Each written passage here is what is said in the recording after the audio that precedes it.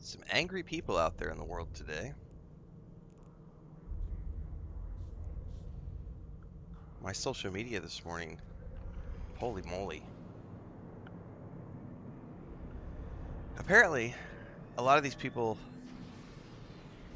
don't understand concepts like I've got a whole bunch of angry people. Dude, Stedman. I was telling my brother I'm going through a great purge right now because we're up to like 1,000 followers lost on YouTube or not on YouTube, on TikTok. It's like 800 followers down on Instagram and like 100 followers down on TikTok. It's a great purge, man. I am purging myself of flat diskers. So the funniest thing to me, like, and I think those of us who are older know this. So like, I own my home, right? Paid for in cash. Own it. I still owe property taxes every year. And if I don't pay my property taxes, guess what happens? The government comes and can take my land. Even when you own something, you still have to pay taxes, other things. Even if you own a vehicle, if you don't pay your license every year to put plates on it and your registration every year and have insurance on the vehicle, guess what happens? The government could take your vehicle, right? Even if you own it, the government can come take your vehicle. The government can come take your house. If you don't pay your taxes and you don't pay your dues, your membership, your subscription, right? They will come take your shit. So I'm looking at this morning and I'm just boggling at all of these people who are like, you gotta have it physical to own it. And I was like, you don't really own anything that you think you own. Because even if you've paid for it, if you don't pay your taxes, they're gonna take it. Um, like it could happen with anything. Oh, and then what's even worse are the people who are paying car payments and mortgage payments, and they say that they own their home or they own their car. No, you don't. The bank owns it. You're just renting until you've paid off that loan. But it's just this weird thing of like, um, they can shut off access anytime they want. They can take it away from you whenever they want. You gotta have physical. That's ownership. Not in the way people think it is. Like, I'm just. But again, I think these are all low income. They're just renters. They don't actually own property, or they would understand things like property taxes. Um,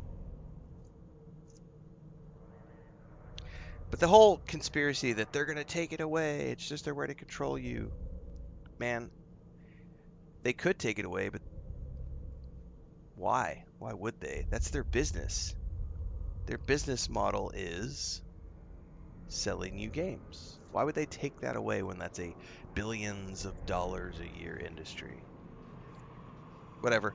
It's angry people on the internet this morning, and I'm just like, my mind is fried to a crisp reading through some of the stupidest commentary I've ever had the displeasure to read through in my entire life. And I've been dealing with people for a long time. But this stupidity is, it's like trying to argue with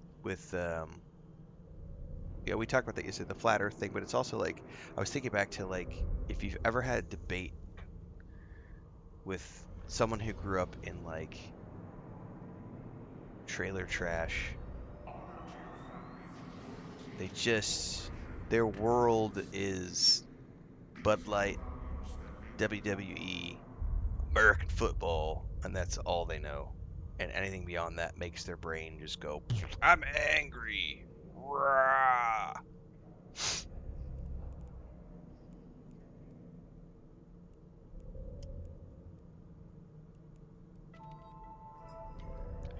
Makes me not want to be on the internet, that's for sure. Okay, I don't know what I want to work on today. I probably need to do some more mining for the fleet.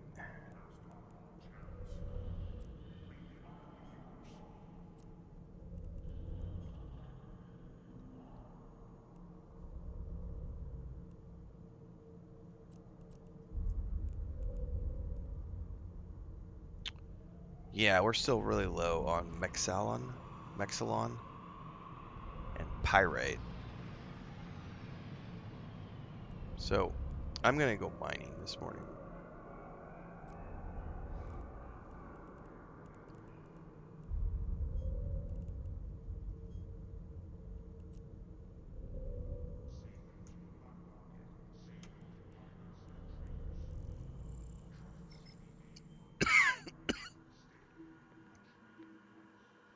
Also, I saw on your Instagram you're playing Star Wars Outlaws, Studman.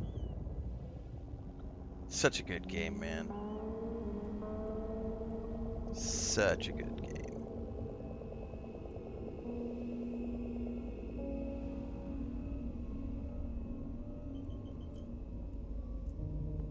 Map drive active.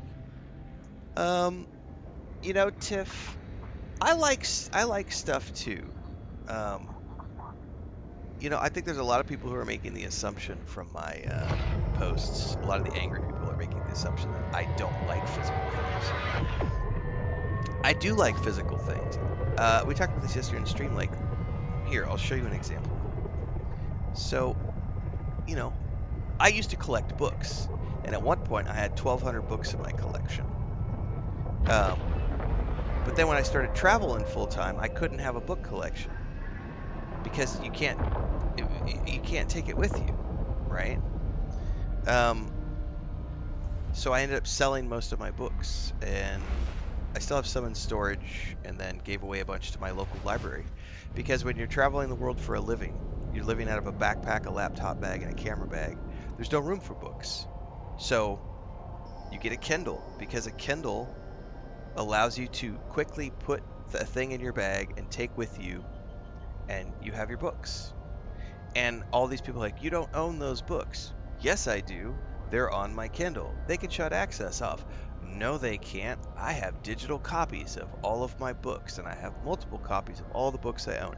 I also have digital copies of all the movies that I like watching on external hard drives.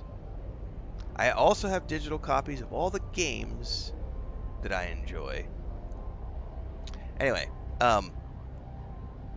let me get to this station before I continue this discussion. So, I like physical books. Here's a copy of The Lord of the Rings that I bought for my wife in Spanish, right? This thing weighs like probably 3 pounds, 3 to 5 pounds, somewhere in there. It weighs a lot. It needs somewhere to store it. It's paper, so it's susceptible to the weather, humidity, bugs, and other things. This gives me great comfort on a cold winter morning, curled up by the fireplace with a hot chocolate and a blanket and a physical book in my hand. I get great comfort from that. But the reality is, in order to have that one day of the year when I'm having that comfort moment, the rest of the year these just sit on a shelf and they have to be maintained. They take up space, they attract bugs and mold and mildew, and it's not worth the $25 or whatever it is that I paid for this boxed set. Because I can have the same books on my Kindle, which doesn't give me the exact same feeling when I'm curled up by the fireplace, but it is still a way of reading that I enjoy. Do I prefer a physical book in my hands?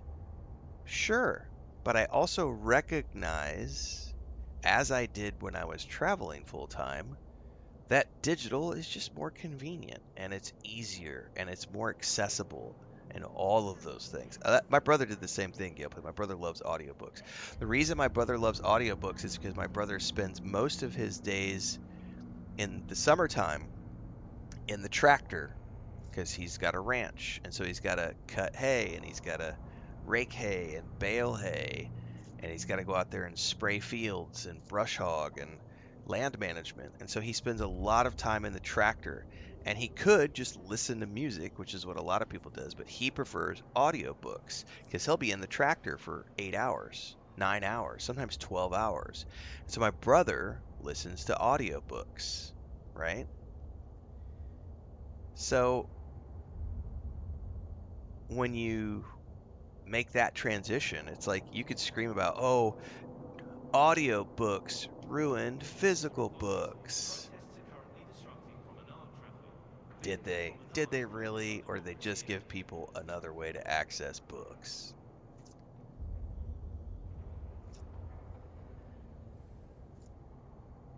So, and you'll hear the same arguments. They can shut down that audiobook whenever they want. No, they can't.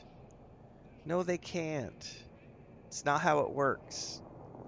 There's also the whole thing about restaurants.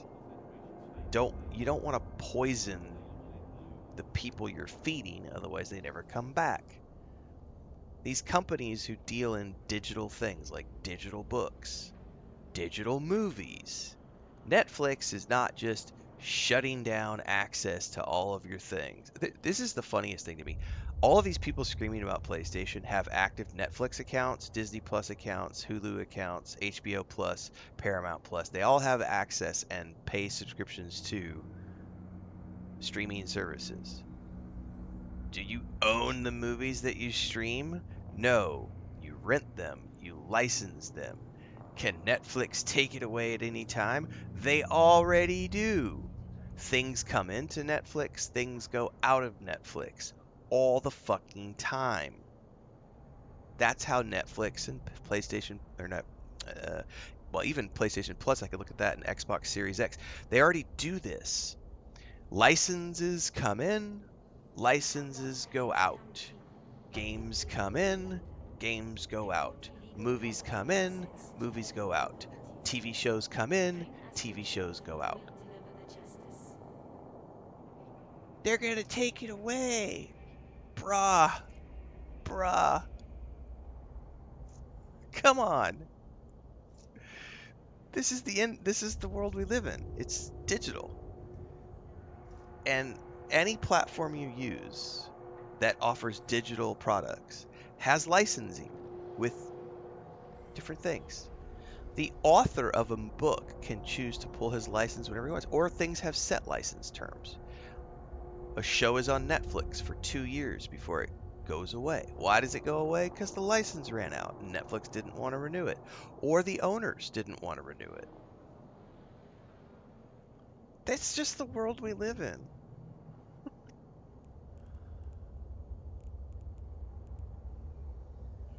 They're going to take away my games. No, they're not. But you have to understand how licensing works.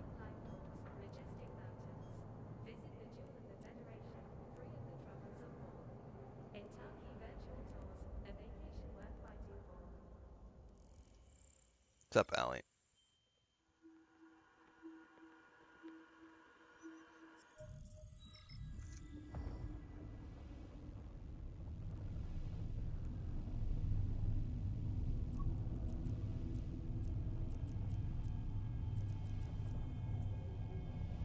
Warp drive active.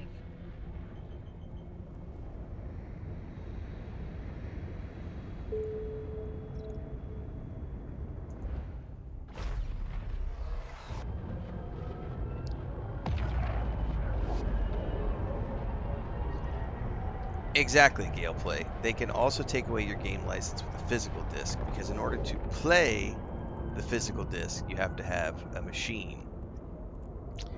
And when you plug that disc in to the machine, it checks the license of the thing you're playing before it lets you play the disc.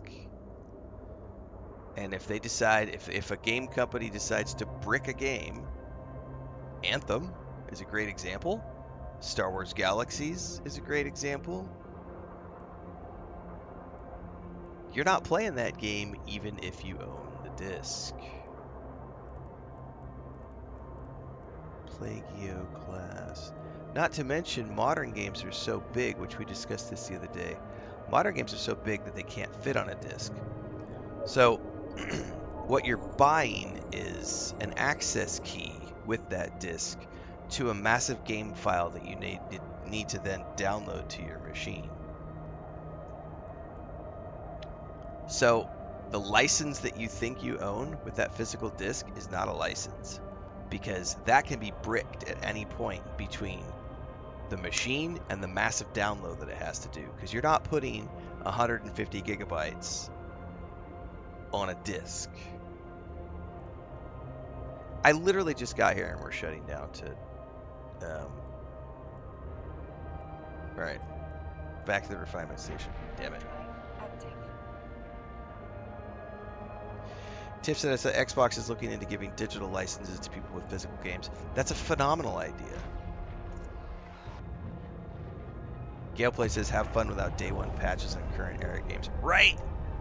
What's up, Gray? I want to be a physical discer.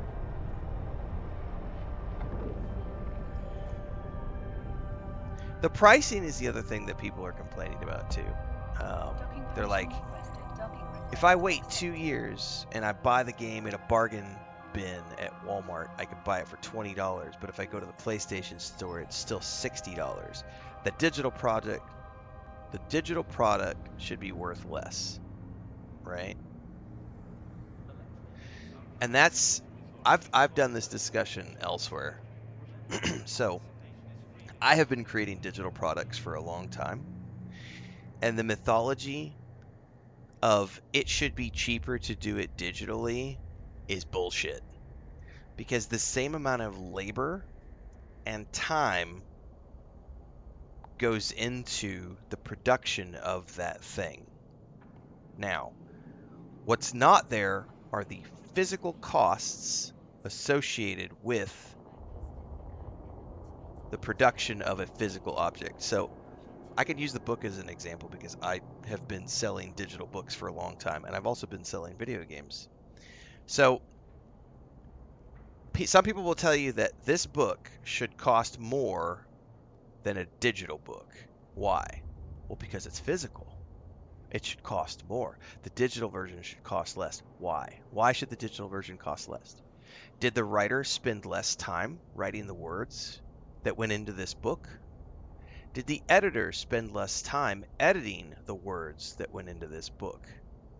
Did the artist spend less time designing the artwork that went on the cover of this book? Did the marketing teams spend less time marketing the book just because it's digital versus physical? Did any of the labor related to the production of this book, how is the labor different between a digital product and a physical product? How? Answer me that. The reality is the labor costs involved with production of an object, of an item, have nothing to do with cost. So all of my digital books, I price at the amount of money that I want to make. And when you look at the cost between a digital product, if a digital product is $15 and a physical product is $25, there is a belief that somehow the physical is worth more. It's not. What you're paying for is the production costs of the physical object. You, the consumer, are paying for the paper, you're paying for the ink, you're paying for the shipping and handling, you're paying for the warehousing, you're paying for the manual labor to take the books off a truck on a pallet into a bookstore, unbox the boxes, take the boxes and stock the shelves, shipping and handling, all that stuff. That's what you're paying for with a physical book. You're paying for the production of the object and you're getting it to a place. But the cost of those two products, this is where a lot of people get lost in the weeds. The cost to produce a digital product and a physical product is the exact fucking same cost. It's the same labor costs. The only thing you're paying for with physical, and the only reason it costs more, is because of physical shit. That manual handling and the production cost of paper and ink and all that stuff, right? That's the only difference. The cost to write the words, to edit the words, to market the book, to draw the art, the labor to produce this thing is exactly the same between digital and physical. And I think that's something that's getting lost in translation with a lot of these people who are upset that and they want digital to be less than physical. Digital has never been less than physical. The labor costs have always been the same. The only thing that changes is a digital product doesn't need paper and ink and it doesn't weigh anything, you know what I mean? So it's not that because digital products have never cost less. This is a mythology that I don't know where it came from, but the labor costs are always the same. So if I'm making $100 an hour as a writer, I'm making $100 an hour regardless of whether I'm writing it for digital or physical. Like, and if I'm an editor, I'm charging the exact same between the two. If I'm an artist, I'm charging the same between the two. The costs don't change. The labor to produce an item doesn't change. What does change is how much money are we willing to pay as a production company to print the 500 books, to store them in a warehouse, to ship them somewhere, to stock them on a shelf? How much is that worth? And if the demand is there, then we can take those things to print because we know that we're going to recoup our costs through the sales of those physical items. Um, but the cost to produce just the raw material, those have always been the same.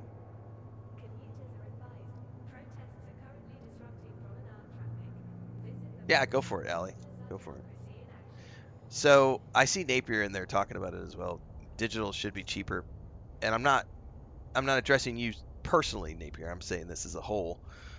Um, it's yeah, digital has never been cheaper. It's always the same cost to produce digital versus physical in terms of the actual product. But the illusion that we're paying more for physical is there because of the cost of the actual, you know, print material, the box itself, the disc itself, the plastic wrapping, warehousing, shipping, all that stuff.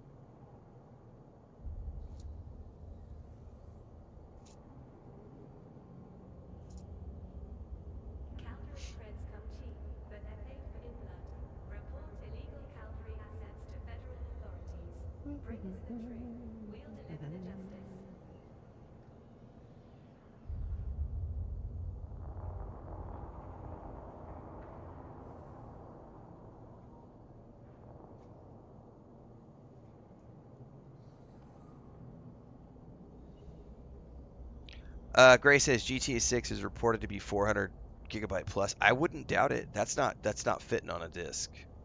Ali says one reason games have largely shifted towards licensing rather than outright ownership is as uncomfortable as it may be amid the rising cost of production.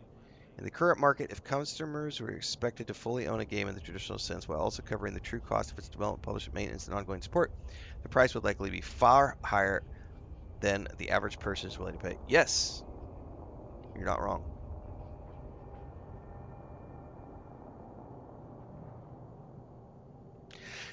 Yeah. Yep. Yep. Yep. Yep. Yep.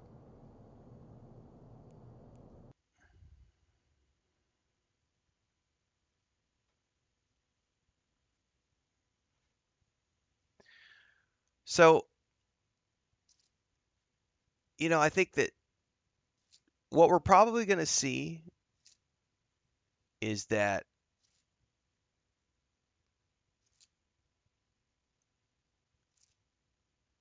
the the reality is just it's just one of those things where there's just not enough people who want physical to justify the costs of producing physical.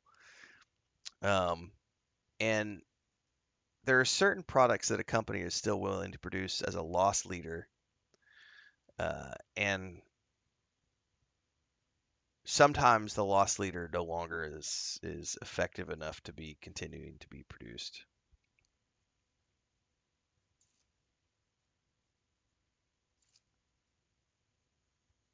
Gray says I still remember having to buy those PlayStation games that required 4 to 7 discs. Yeah, we were talking about the floppy disk things the other day. I can remember like I think it was King's Quest 6 had like 15 like 15 hard disks, you know.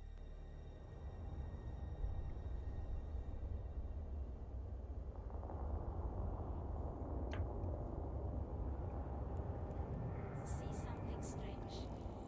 Is a neighbor acting unusually or making inexplicably large purchases? Contact the FIO at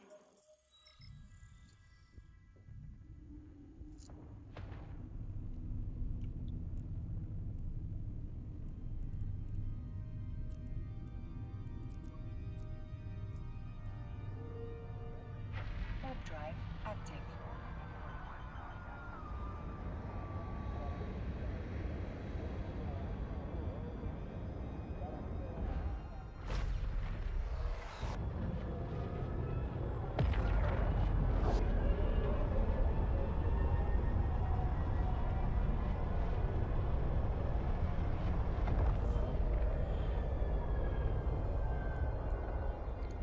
Damn, there's already some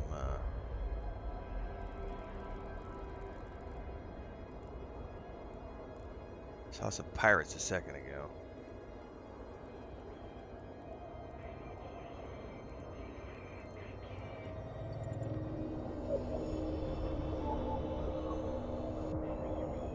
Yeah, I'm just gonna spend the morning mining alley.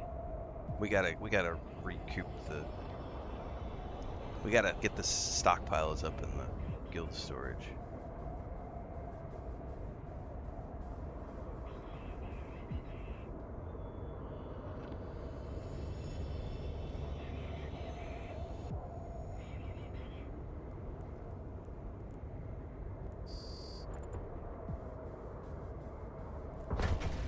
Who the fuck is shooting me?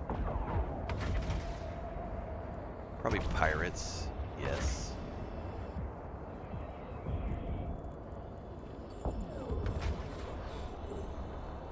And that's why I have drones.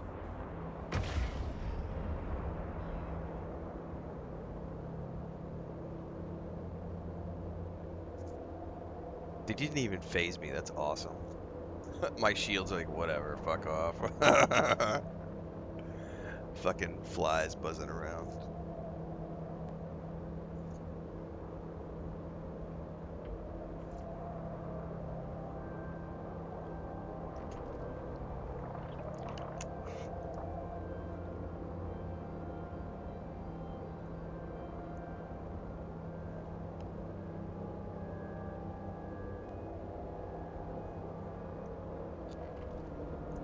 Anyway, um, I would love, and maybe I ought to. It's been a long time since I did a video on, because I know I did it for the other channel. Because we had people who complained that our PDF of the tabletop book cost $30 because they were looking at all these other PDFs on like D&D Beyond and these other websites, and we're just like, oh, but these companies are selling their PDF for $9.99. You should be selling yours for $9.99. There's no reason your PDF should cost $30. That's too much money.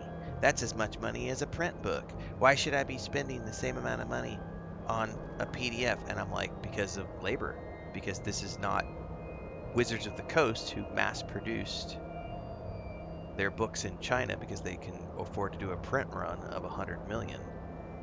You know, this is my brother, my wife, myself, and the contractors we paid over a period of 3 years of time.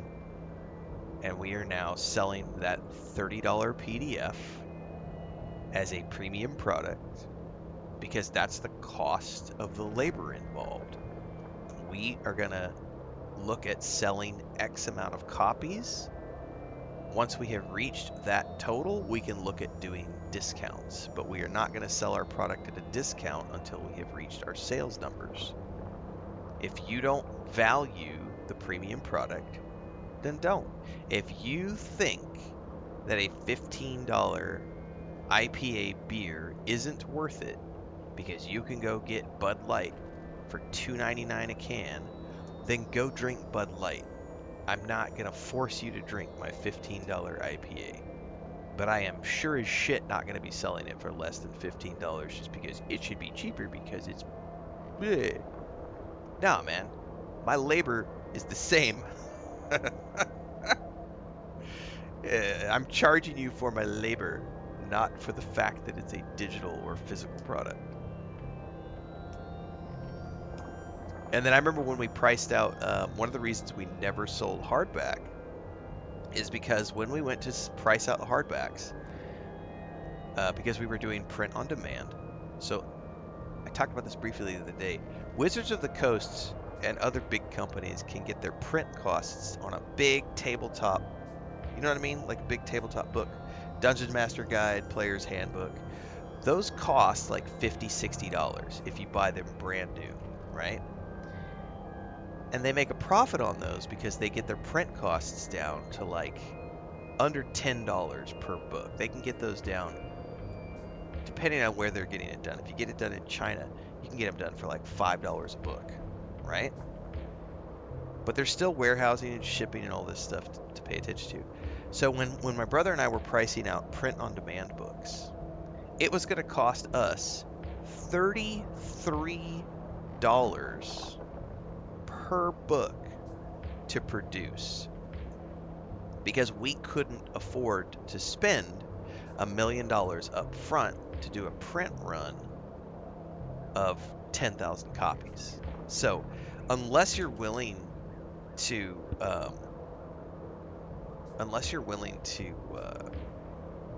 spend up front to print 10,000 copies or more, you're not going to get your print costs down. So when we looked at that, we were like, the only way we're going to make a profit off of hardback books is if we sell them as a collector's item, right? If we ran like a Kickstarter or something, and we put because there's no way we're making money on these if we try to sell them at the local bookstore or on Amazon, because it's costing let's just say $35 to print these things, right? Which means if we want to make a profit on that, we have to charge $90. If we want to make the same amount of profit as Wizards of the Coast, we're going to have to charge $90 to $100 on those physical books. Because we're not, and this is where people get lost in the weeds because they don't understand production and how all this stuff works. So when we looked at that, it was like they're getting their books printed for $5 a copy. We're having to spend $33 a copy to print our books. Therefore, we can't price our books at $49.99 because we're not going to make any money if we're only generating like $15 raw profit, because we have to pay taxes on that. We have to pay contractors out of that. We're going to end up making like $6, $5, $6 a book.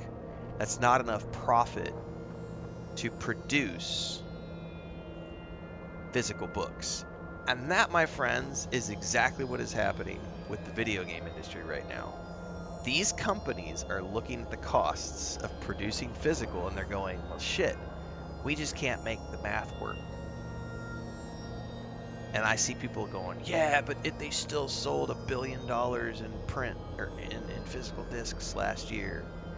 Yeah, but compared to the 10 plus billion they sold in digital sales, the cost of production goes up every year.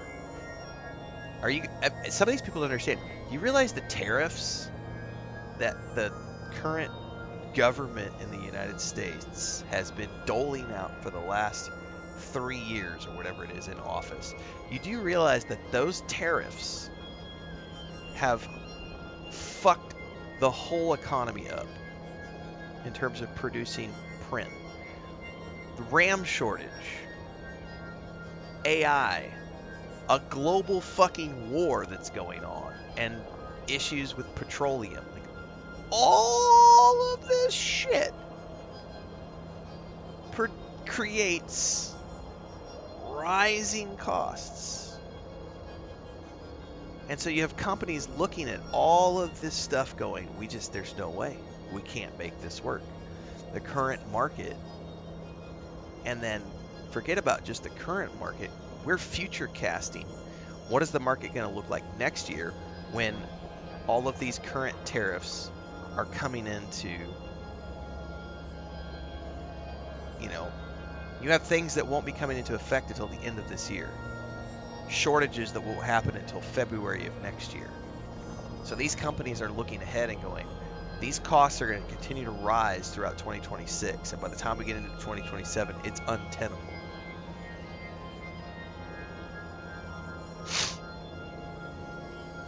We already talked about that, Robert Kitchenman. We talked about the physical feeling of reading a book and how I prefer the physical feeling of I prefer to have a book in my hand when I read a book, but it's just not realistic when the costs are so high.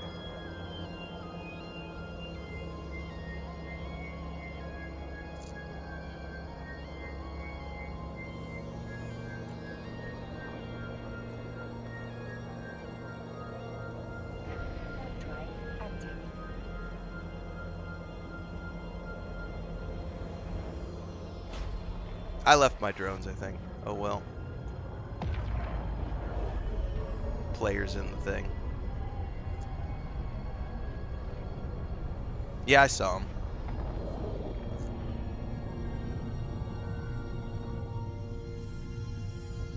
Docking permission requested. Docking request accepted.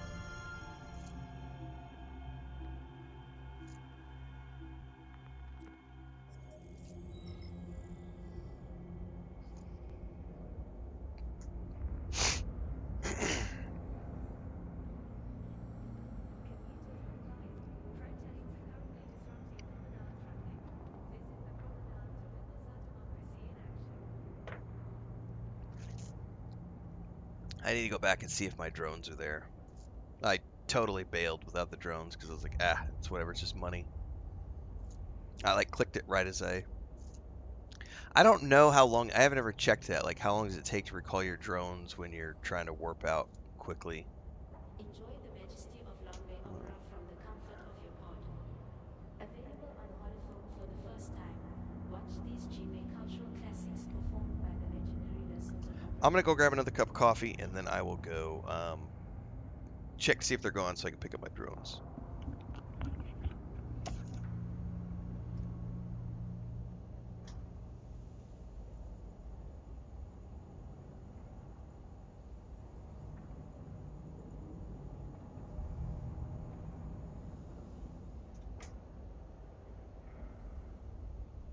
Quick, in the heat of the moment, stay cool with the Federation's favorite flavors. Now available in blue.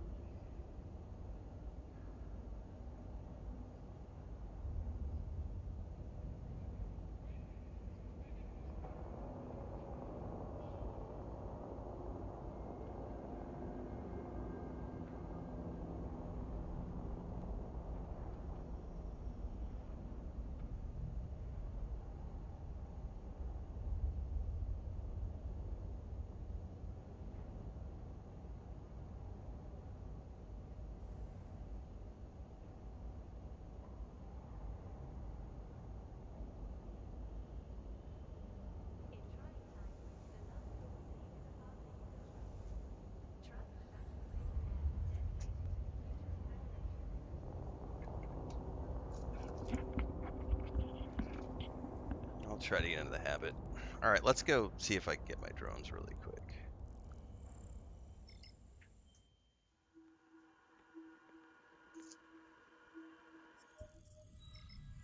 Digital is superior in every way, Robert Kitchenman. Um, I have been selling ebooks now since 2000 and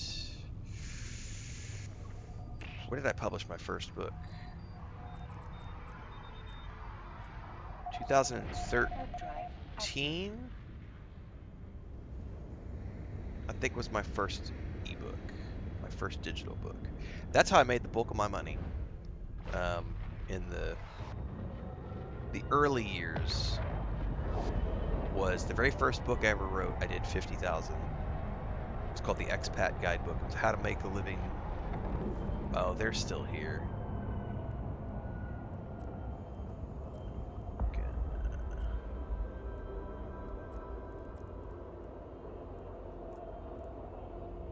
Just work back home. I don't want to be here.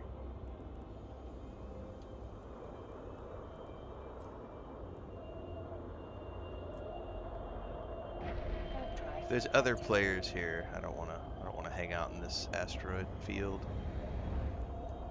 Grab my drones. They're just mining, but I don't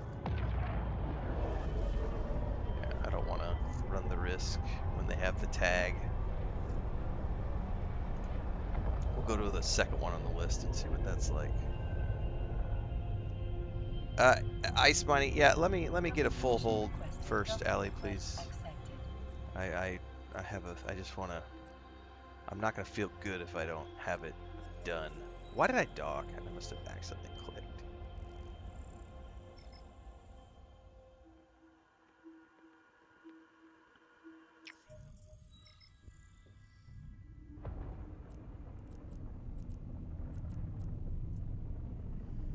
Hard drive active.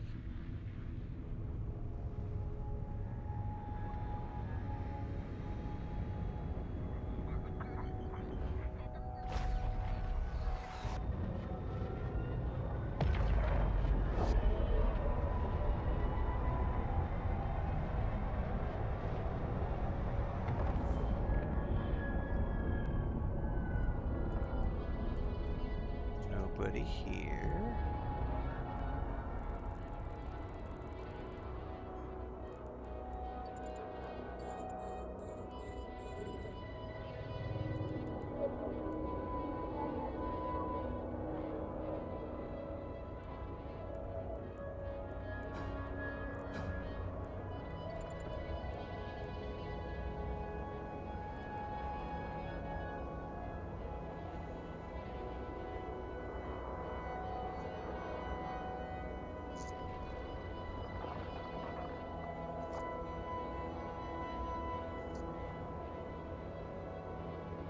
As soon as I do this, I will, whenever I fill this up, I'll go back to the base, hop on Discord. We can sort out the ice mining stuff.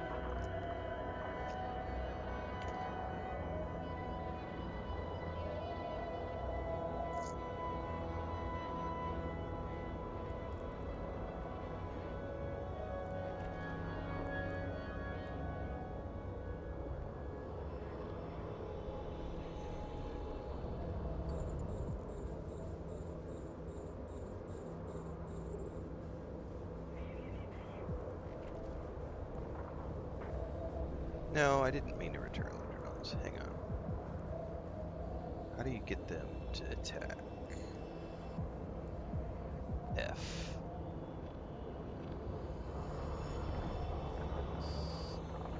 they're gonna swarm. Take care of that pirate.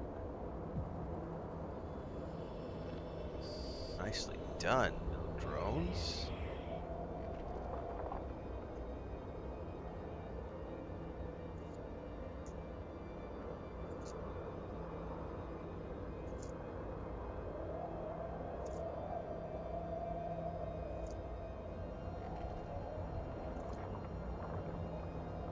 Cool.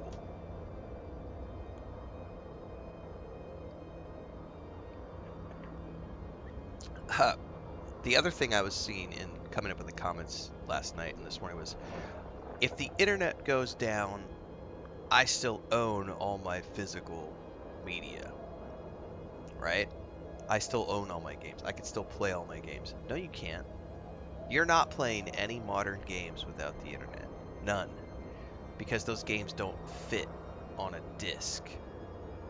And there's limited storage space on a console. And a console requires the internet connection for updates and things of that nature. Now, if you're running a certain version and that's the only version and you're going to disconnect it from the internet, that's fine. Let's say you have all of your games downloaded to external hard drives and you've got a massive collection and you have this hunk of hardware that can play the games and you're never caring about patches and updates and everything else. In theory, you can play many of those games. But many games also have an online requirement to do things like check for, it's just a whole big messy.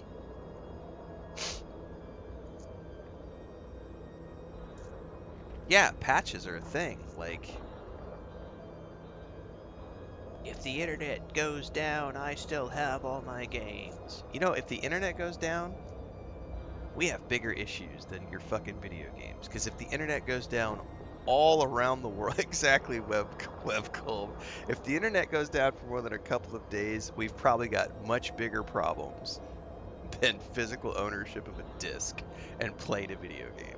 If the internet has gone down for more than a couple of days, chances are something has gone down that is going to have you worrying about your survival in the real world and not a video game. Remember that movie, God, it's Denzel Washington, where it's post-apocalyptic, Gary Oldman's in it, Mila Kunis. He's got like the Bible that he's transporting across the landscape, right? Um, and I'm just like imagining the guy with his physical console and his 50 discs in a backpack that weighs 75 kilograms, and he's lugging it across the post-apocalyptic wasteland like in the Book of Eli, right? And he's just like, my discs, I got my discs. Humanity is barely surviving, but by God, I got my fucking discs. I own these things forever. They can't take away my Grand Theft Auto 5. Oh, Jesus.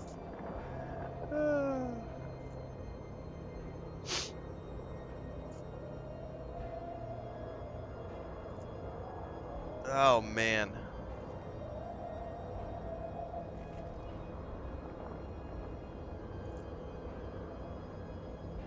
I guess I'm a realist, so I don't worry about it. It's like, they could take it away tomorrow. You're just renting it. I am just renting it. I'm also just renting this home that I live in that I paid for. I still got to pay property taxes on it. And if I die tomorrow, I can't take it with me. What the fuck? Some people have this obsession with like physical ownership of things, and I'm not built that way. I'm just built different. I just don't care. And maybe it's because I've grown up, I spent so many years traveling, so I understand the value of experiences as opposed to things. And because I spent a decade on the road living out of a backpack, you learn very quickly what is necessary for survival and how to get entertainment and enjoyment out of digital things, because you have to keep it as light as you can when you're traveling. Laptop, Kindle, chargers, phone.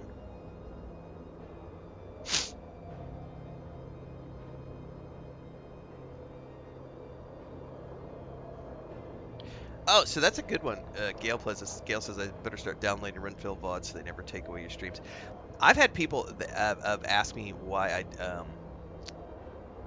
I don't keep backups of all my stuff. Because like Carnage, I think he keeps backups of like everything, right?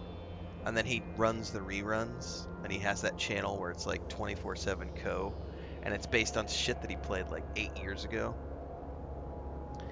I can't be bothered. Why? Because all of that shit takes resources. Whether I'm storing them on physical disks in my house, or I'm paying someone to do digital cloud storage somewhere else, that's just resources. Like, I very much am, because I produce so much content, I'm like, it goes in one ear and out the other. Like, I'm like, in, out, in, out, in, out, in, out. I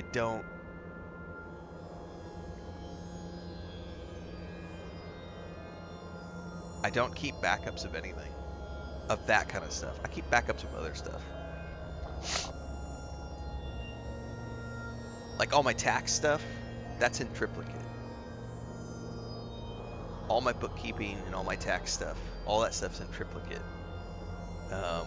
Marriage license, deeds to the house, deeds to the properties, like those are all in triplicate. You know what I mean? But like the content I produce, I do record every stream, and the only reason I do that is because when I get to the end, I have a list of things that I then go through and I clip out from the stream to make the videos for YouTube and my short content, and then as soon as I'm done, every week I delete everything off my hard drive every week. Correct, Tiff. He also pays people to mod that channel 24/7. And that's resources. Like he has enough money to just pay someone to deal with it. I don't. So for me, I don't deal with it.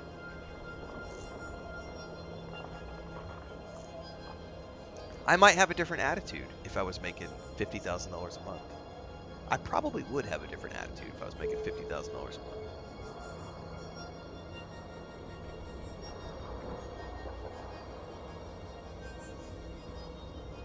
But my $3,000 to $5,000 a month range does not give me the benefit of giving a shit about hoarding all of my recordings. I'm like, whatever. It's up on YouTube. If my channel goes away tomorrow, knock on wood, but if it went away tomorrow, I would probably start a new channel. I don't know. I had a talk with my brother about that the other day. I was like, I think knowing everything that I know now,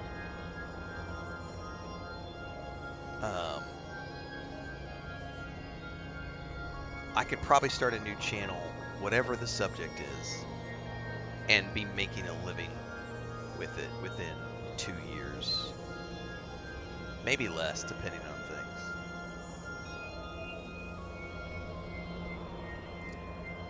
I mean, this is like the 5th or 6th career I've had in my life. Ever since I was out on the streets at 15. Like, it's just... But I'm also, you know, we're at a place now where... Chris and I have talked about this before. It's like, if everything else went to shit, we could literally sell shit out our front door. Because that's just part of the way the culture works here. Alright, recall my drones.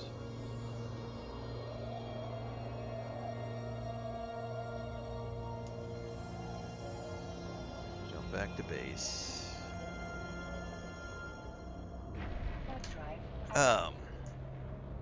Everybody around here just sells stuff out their front door.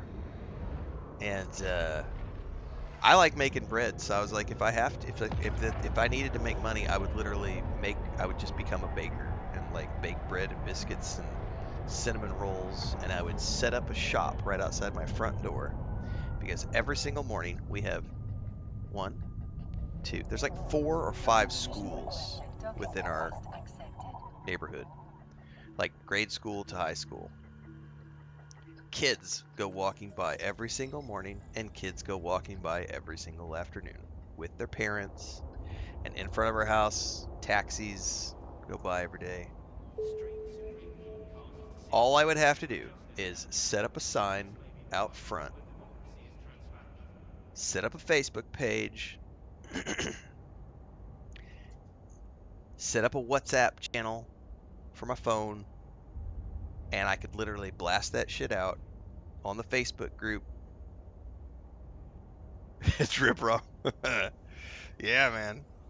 Um, and I could sell bread and biscuits and muffins to the kids walking by in the morning for their breakfast, or kids coming home from school. All the moms and dads who don't have time to make food for their kids because they're both working jobs and they just want something quick and easy for their kids to eat. I could literally sell bread and biscuits and muffins out my front door and make enough money to pay my bills every single month. It's not hard.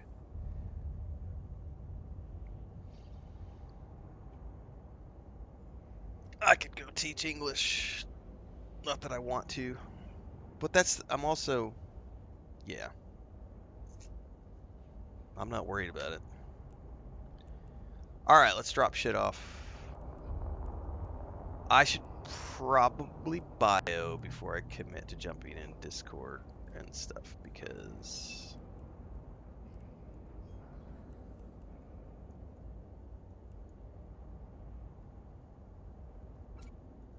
oh, I think I need to go back to the base anyway, so let me switch ships before I do all this.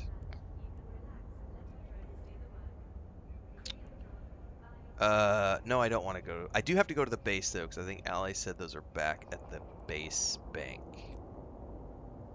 So I need to go back to the bank with this, or I gotta go back to the base with this ship. I'll do that before I take a quick break. Aiden says I sent you a contract. Okay. Thank you.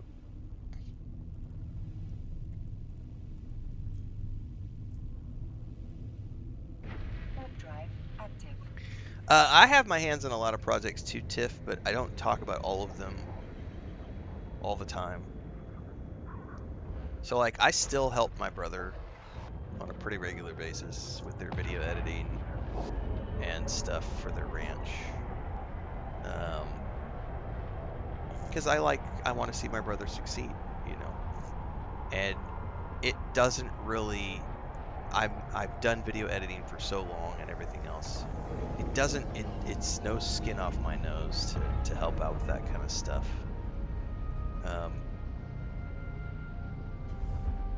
Chris and I have things that we are involved with locally, like which I've talked about on the Homestead channel. Like we bought the property out there. We're currently shopping for another property. She's wanting to set up rental units, so we're currently shopping for something that we can buy to rent out.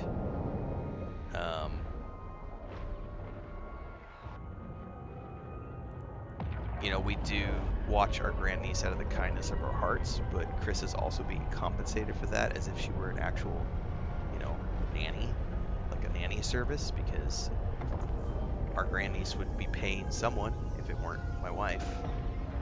Or our niece, I should say, not our grandniece. Our niece would be paying someone. Docking permission requested.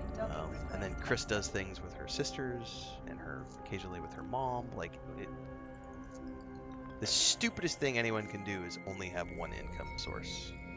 You gotta have your fingers in lots of different pies, because you never know when something's gonna go tits up. On that note, I'm gonna take a quick AFK and bio, and then we will continue.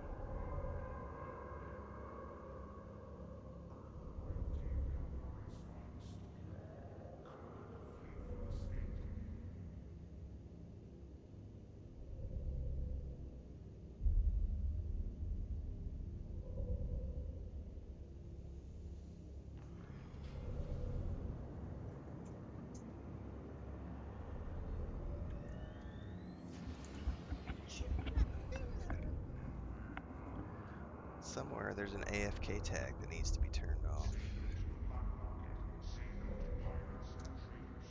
Did I just take a break? I did. Let's put it down. 106 to 114. I think there's other stuff too I was thinking of too while I was sitting on the throne. You know, Chris sells chicken eggs and duck eggs. She sells ducks and chickens. She just sold 2 baby ducks this week. There's always something going down. Fingers in all the pies. Alright, I need to go get into Discord now.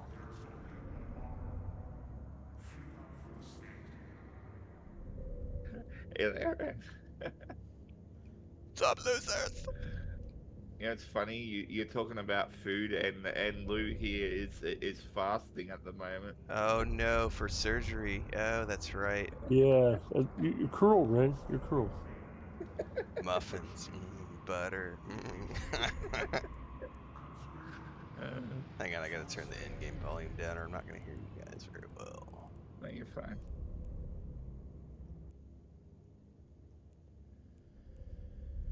Okay, you said something about... Yes. So Division 3, there should be 3 ice mining lasers sitting there for you. Hang on. Yeah, there'll be the ice mining laser Mark 1s. It'll be like a stack of 3. Found them. I just saw a rock build that is a miner I am missing like skills. using a battleship to mine. That's a new one. I don't imagine it'd take you long to train the skill for that. I mean, I don't think the skill for that's that. Oh no, I can fly my rock. I was meaning like the lasers that Ren put. Oh yeah. Yeah. I may actually have that skill. I don't remember, but You it's might. like Hang on. I gotta 6 look or at this. 7 mining lasers. Ice harvesting.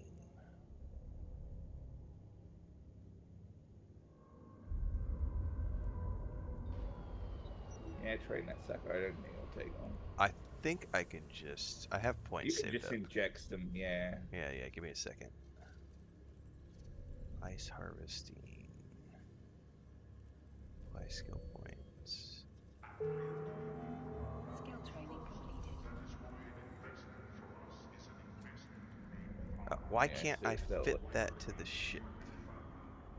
There might be a restriction for the ship. Mining upgrades level 4, or do you... Hang on, off. Mining... that's why the mining module is disabled. You see your low slot there? Yeah. Yeah. Yeah. No, this right That's- here, it just flat out says you can't fit mining laser to Pioneer. So it's not, it's the ship. That's weird. Let me have a double check of you.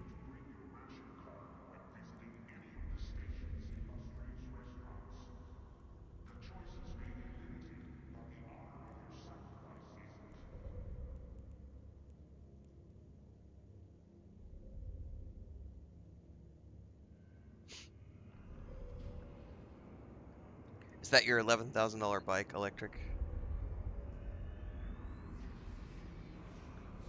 People out there crying about $80 Grand Theft Auto 6 prices. He's over here flexing on us with an $11,000 bike. That's weird. Okay, can you let me know? I'm gonna give you the name of a ship, right? And I want you to let me know if you have the skills to fly it. Let's see here. Webcope says the Uh, Perseverance is an ice mining destroyer. Oh yeah, just grab that if you can fly it, I guess. That's a Depending on how much. destroyer? Under what though?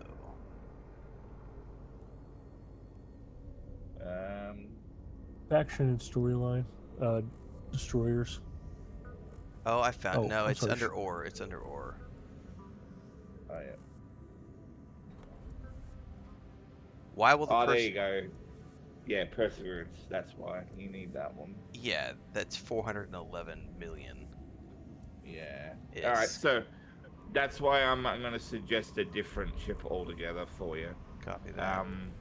So in the in the UI under ore, you should see a category called mining barge.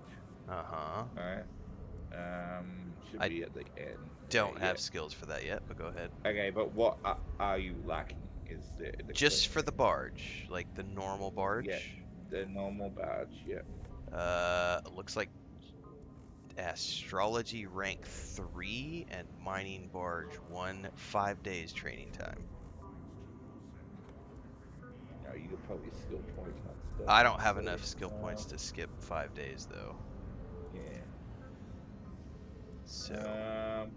ice mining might be out for the moment, but Yeah, for the moment, but that's fine. We can go do normal asteroid mining then, I guess. right. So, Um. how would you check if you were looking at the ice mining lasers? How would you know what ships those fit onto? Like if I'm looking at the laser and I'm show info, how do you know Yeah. what ships that fits on? That way I can go look at the ships that I might want to Um. get. It might be okay. So there might be a few factors on why. It could be okay. So you see in their show info there how you've got CPU usage and then you got power grid usage, right? Mm-hmm. Under where the fitting tab. And then you got if you go to attributes, right? So there'll be like an attributes tab. Okay, so all right, so let's see here. The raw stats of the Pioneer are okay. Okay, so the power grid is 60 total. Right, what was the power grid in the fitting tab requirement? For the ice mine, Yeah, the ice mining layers, yeah. CPU or power grid? Power grid is 5. All right, so okay, so it's definitely not a power grid restriction. Because it would be great if it would tell me what the restriction is. Because it doesn't tell me Oh, anything. hang on. Requirements. Go to requirements. That Uh-huh. might allude to it. No, it just Under tells the me ice mining. harvesting and mining. Okay, so those are your skills. So you And I have definitely those. have skills. Hmm. Unless it's under industry, normally there's a way to know. Yeah, I would just love like if I'm dragging this on and all it says is you can't fit ice mining laser pioneer. I would love to, like why, like it's just it doesn't tell me why, and the why is gonna drive Yeah. me nuts. The only conclusion I can come to. Hold up, someone is saying attributes can only be fitted to hover over those. Hold up, attributes can only be fitted to. Ah, there is a thing at the bottom Oh, of well, the there you attributes tab, dude. go. Right there. Gunner, that is a Well, there great you go. tip. Thank you for that. It says it can be fitted to an expedition frigate or the Perseverance. So the ice Yeah, mining well, there you go. laser, an expedition frigate. I probably should have checked that then before putting them in there for you, but oh well. Mistake on my part. What is an expedition frigate? Like, I want to say it's Uh, a tier 2. yeah, it just means T2. oh, I see hang it. on. I There see you go. it. Yeah. So you could do it on a tier 2 venture, for example, right? Right. Which they're cheap. They're only like 14 mil if you go to Prospect, for example, or Yeah. 12 for the year. But I would have to get I the don't skills think to get those. well, Yeah. the training for that would actually be pretty straightforward, considering it's like the lowest tier of the ore mining vessels. So I don't think it would take you that long. Let me double check this. Prospect or let me look at the two because that's ugly as fuck. What's this one?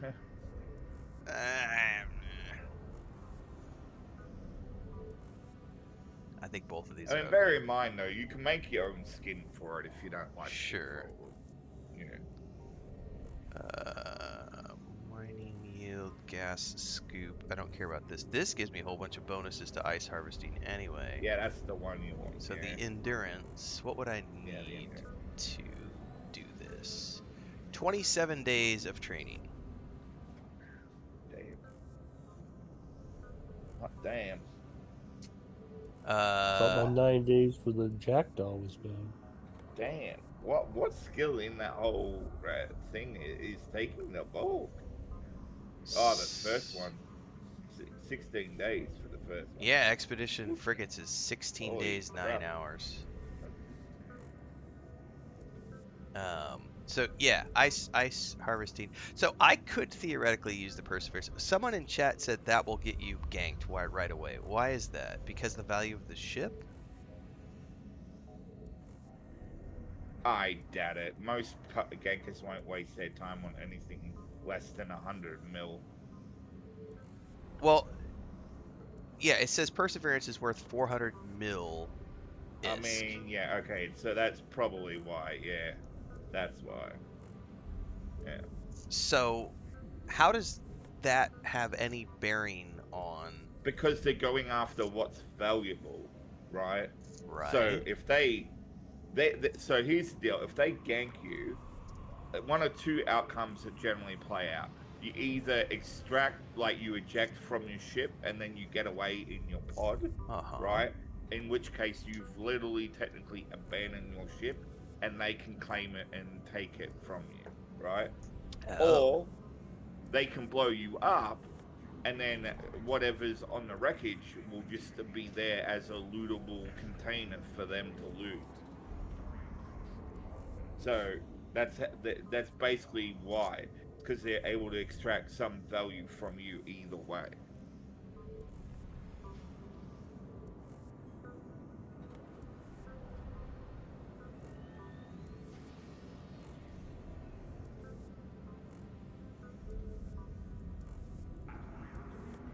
Someone's saying it's because they're a limited time ship.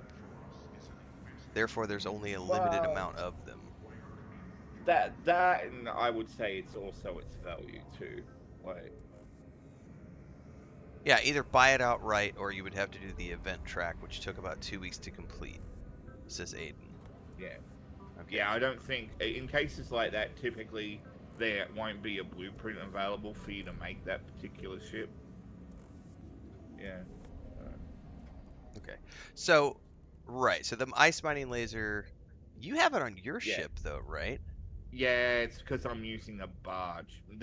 That's why I was like hoping, hang on, maybe we can get you into like a basic level barge. Because then I could just give you this start, like I could give you one of my ones to just use. You know, it wouldn't be a big deal. Well, either way, I'm not getting the barge today because I need 5 days of training. So, but that's something to think about. 5 days could be skipped though. Like how many? What would your skill points allow you to do? I only have 35,000 skill points. That's not gonna. Yeah, alright. I don't think that's gonna do more than nudge it a few hours. I don't know. But if that's the case, and we want to go in that direction because we're gonna want to do ice harvesting next week or something, then I would probably, it would behoove me to go ahead and just right now start training towards the barge. Well, you're closer to getting the barge than you are, say, the expedition ship, correct, for example. Correct. And the barges are just inherently better in the long run, anyway. Okay. So the barge would be the better investment, in my opinion. So give me a second here, because I gotta go move this stuff around now. Yep. No, take your time. It's fine. What we can do then is just a basic mining op, and that'll be fine. What I will do though is I will. Do you have a decent ship you could use for mining? I mean, it's the Pioneer. Oh, you're talking to Lou. Sorry. Because what I was thinking I was gonna could do is I could go out in my Orca and I could do I could basically mine still using that, but it would allow you both to get the buffs and also compress your ore down so you can hold a lot more. I could do. I could. Well, I could strip the. I could strip the rock. Okay. My only thing is I don't have a whole lot of time, Yeah, that's fair. but I can. I can work on getting the rock set up. Yep. Well, once Yep. Ren does what he's doing there, he can just go. I would say use ship, your pioneer, then Ren as you've been, and we can do. Yeah. Give me a second here. I think it's all 4 of these things. I don't know what. I guess mining barge. Well, the mining barge is 32 minutes. You Right, might be right, able but to do that. I don't. Yeah. I'm trying to figure out what is because it had these requirements. It had astrology, but I'm trying to figure out why there is this industry 5 thing in here. I'm assuming mining barge. That's why. So it Yeah. I have to complete that to get the mining barge. Yeah, it's looking like And that's a that, yeah. 4-day train. So I need to move, and I don't think I can do that until after. Let me see how far I can move this up. Yep. Industry 5. Mining barge. Oh, yep, mining barge can't be done until after astrology 3. So can I like, is there a way to like click multiple groups of these things and move them, or you can only move one at a time? You might be able to hold control key down and drag. Or like click, I guess. You can. Like, You can. Thank you. You can. That's what I wanted to know. So boom, boom, boom, boom. And we're gonna drag all of that up under Industry 5. Okay. So, what is today? Nice. Today's Tuesday. No, today's Thursday. Yeah. Fuck, what day is today? Is today Thursday? You could probably Yes. cut some of the that 13 days down and maybe inject like a percentage of your skill points in. Do what now? Maybe. I was saying you could probably shave down that 13 days total. Oh, sorry. Well, okay, because your whole skill isn't for all one ship, right? A couple of those days in the 13 total is for those first few skills, right? Yeah, but I've moved I've Yeah. moved everything for the barges to the top of the list now, and it's still Yeah. like 5 So- days. So I'm looking at what I can do here. Yeah. I don't think there's gonna be anything that I need immediate skill points for, so I'm just gonna go all in on Industry 5, and Yeah, go for it. 35,000 is gonna drop it down by just a few hours. Is all it did. It's still Yeah, you 4 know days. what? I mean, you're not using those points on anything else No, right now anyway, so... I just always had those in storage so that if I came across anything where I wanted to, like, you need this skill to do this thing, I could be like, oh, I've got 250 points saved up. I mean, you can keep getting your skill points, but, like, just by continually doing your dailies, your air dailies.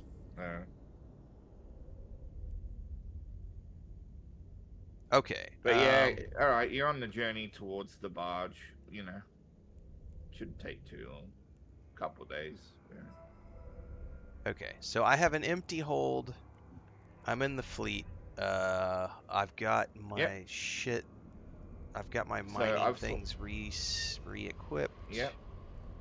Nothing I've in the swapped over to hold my yet. Orca. So, I need to do one thing though before I do.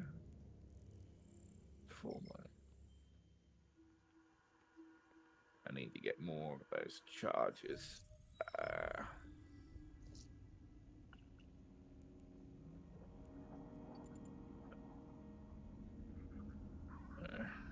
Mining boost.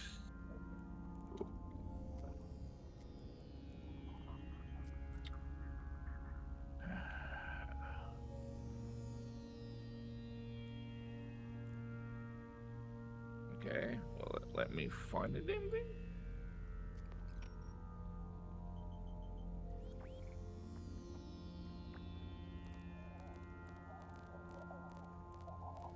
Oh, we'll see how we go. Right, how are you there, Lou? You got something fitted? Yeah, I've got my cormorant. Alright. Alright, so what I'll do then is you're out in space then, Ren, I take it? Mm-hmm. Yeah. Coming out. Are you already in, what is that system called? Fuck, I forget the name of it. Oh, you're right there, okay. Alright, there we go, I'm warping us. Bear in mind though, my orca is massively slow, so you're gonna get there a lot quicker than I am. Are there capital ships that we can like dock at, and then the ship jumps us into warp, and then we all undock from it, or is that not a thing in this game? I believe it is. I just don't. I won't say a remember. carrier or super carrier. Yeah, I'm thinking that function is reserved to things like it might be reserved to the Renfail, which is like a capital industrial ship. Yeah, I'm gonna have to look into that. Oh, I gotta manually use the. No, I just forget Yep. when we're doing it with another person. No, you're fine.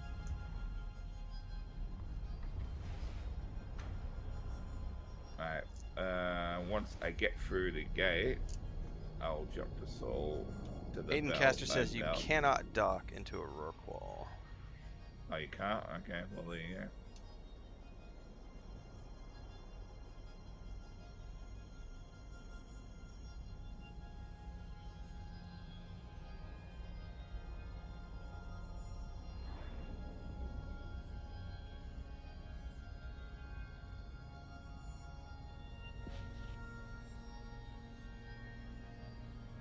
Alright, you through the gate, both of you? Yes. Yeah. Warp drive active. No, Ren is. I don't see Lou there. Oh, I'm going through now. Ah, okay. Yeah, alright, well, you might have to manually walk to us then.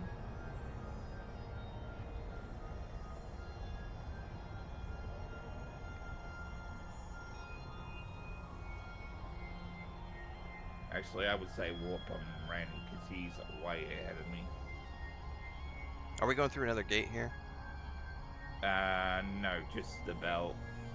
Oh, you're warp. We're into a belt right now. Okay, copy that. Well, it should have put you out in the belt, yeah. It hasn't dropped me yet, so there is Oh, wow, it's a little somebody far away. here. There was something there. Those look like drones.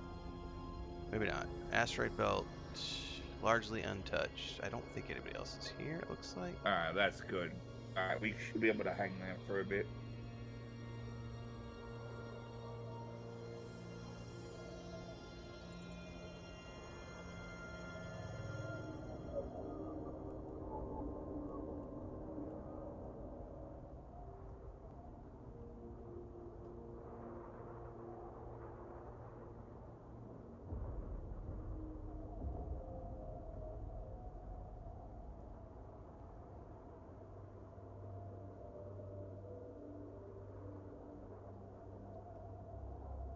Now, I'm gonna have to sadly rely on your drones to defend us, Ren, because all I've got on me is mining drones.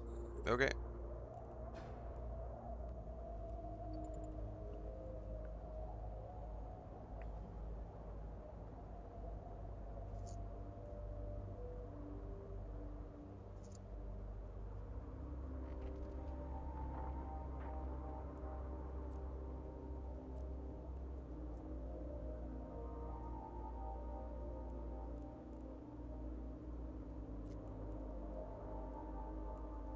Oh, they were drones, by the way. Someone left their drones there. Oh, I was gonna say I thought I saw something when I came in, but they like disappeared, and I just didn't see. Yeah, nah, they, someone left their mining drones there. We all know what that experience is like, don't we? Oh, so they're under the targets tab. Okay. Yeah. You can probably scoop them up when you head out. I mean, it just depends on how long they've been sitting there. If they've been sitting there long enough, they should be able to be picked up.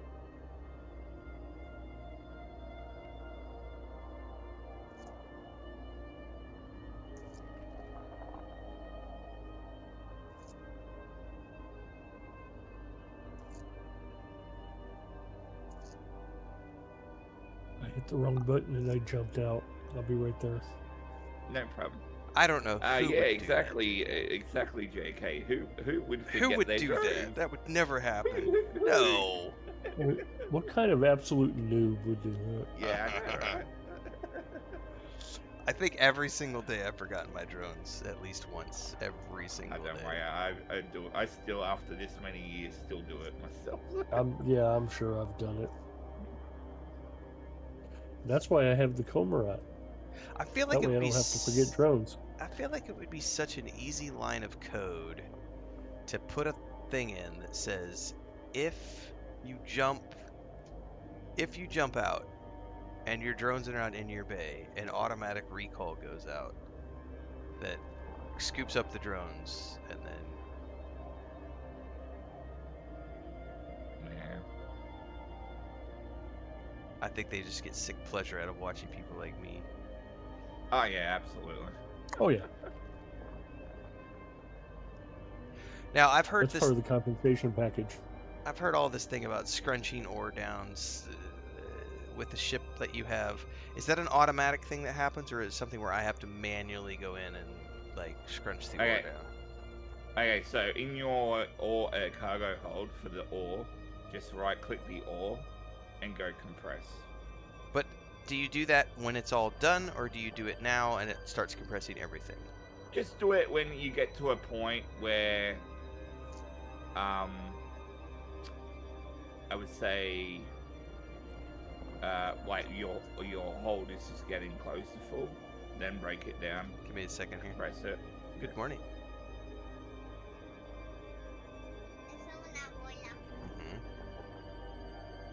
Es una piedra.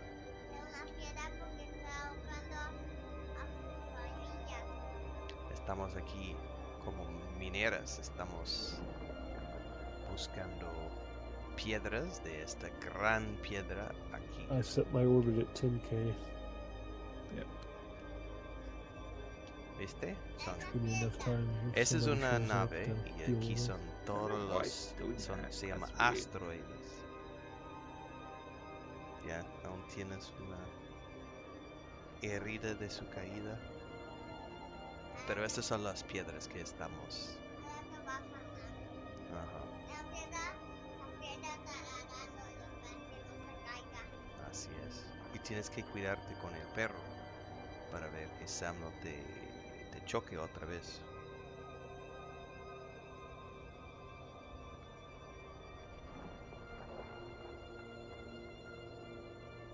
Son pájaros.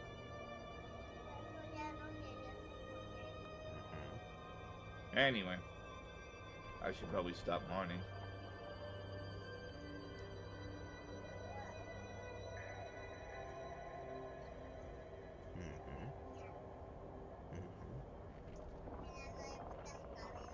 Sí.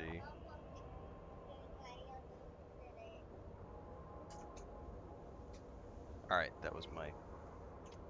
Alright, I got sidetracked. You were saying compress... You could only compress one at a time, though. You can't, like, multi-select, it didn't look like. I used you just right click the stack of ore. Oh, there it goes. Compress. I see yeah. it. Okay. Yeah. Alright. Yeah, that's how it's done.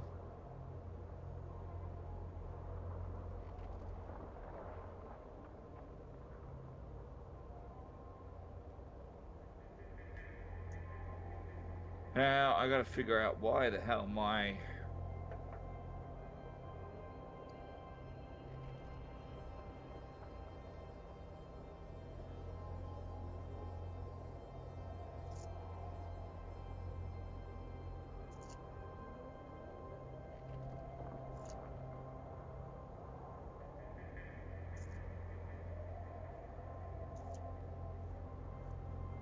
I'm gonna have to look into that.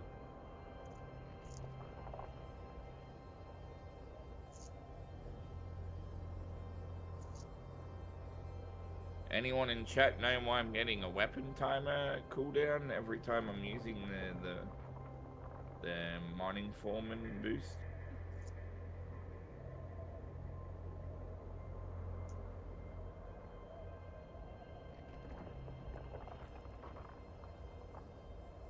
Bursts give you a Probably won't. weapons timer.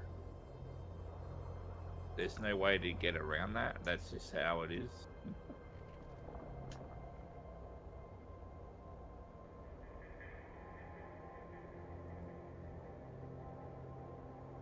That's just how it is. Is what Aiden is saying in the Okay. chat.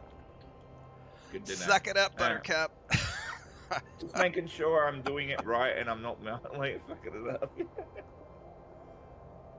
But you should see above your shield and hull and all that. Yeah. There's like a buff there that you're getting.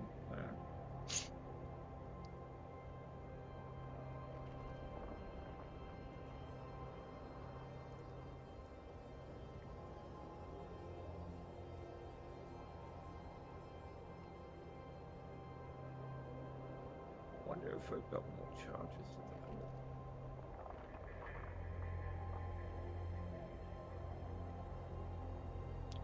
Web says go ahead. Oh, sorry, yeah. Said it's Thanks, designed Hunter. like that to keep players from boosting while tethered to a station. Okay. That makes sense.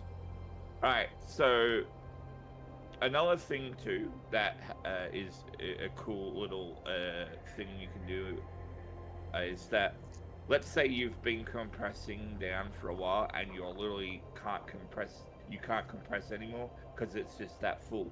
What you can do is basically right click it and basically jettison it into space, and then I can use the tractor beam and then pull that inside my ship, and I can like bring it back to the station for us. That way you're not having to make multiple trips. You can just make one trip at the end when you're done mining.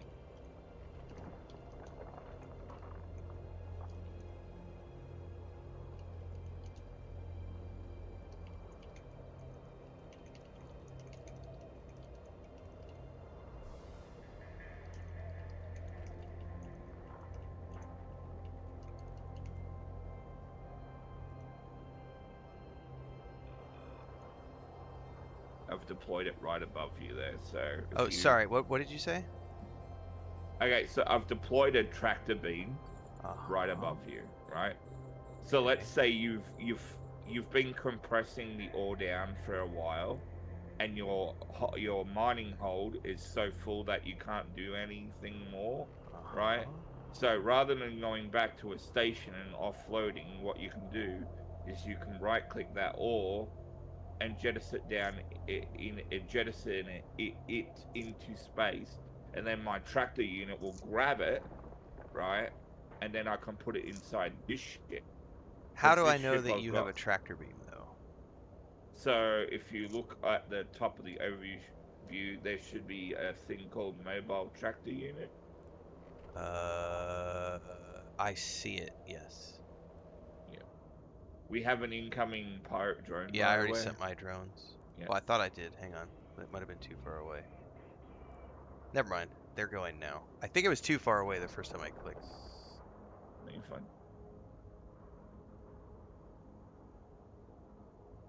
Joe says it's only a thing that you do with a trusted group. Copy that. Yeah. All right, see you, Webb. Yeah. Thanks for hanging out again.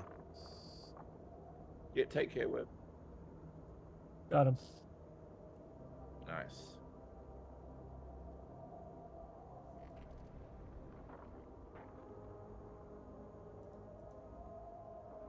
Yeah, this ship is so good. I've literally got a cargo bay for normal stuff, drones, ship maintenance bay, fleet hangar, fuel bay, and general mining hall.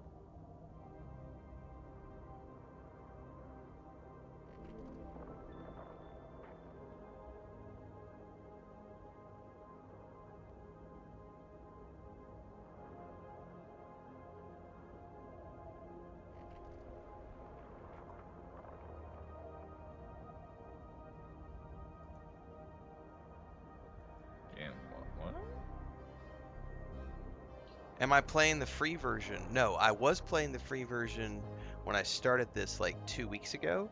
I played free for about 10 days, maybe a week or 10 days, and then I just decided that I was having enough fun that for me personally, I was willing to make a 3-month subscription to just at least subscribe for 3 months.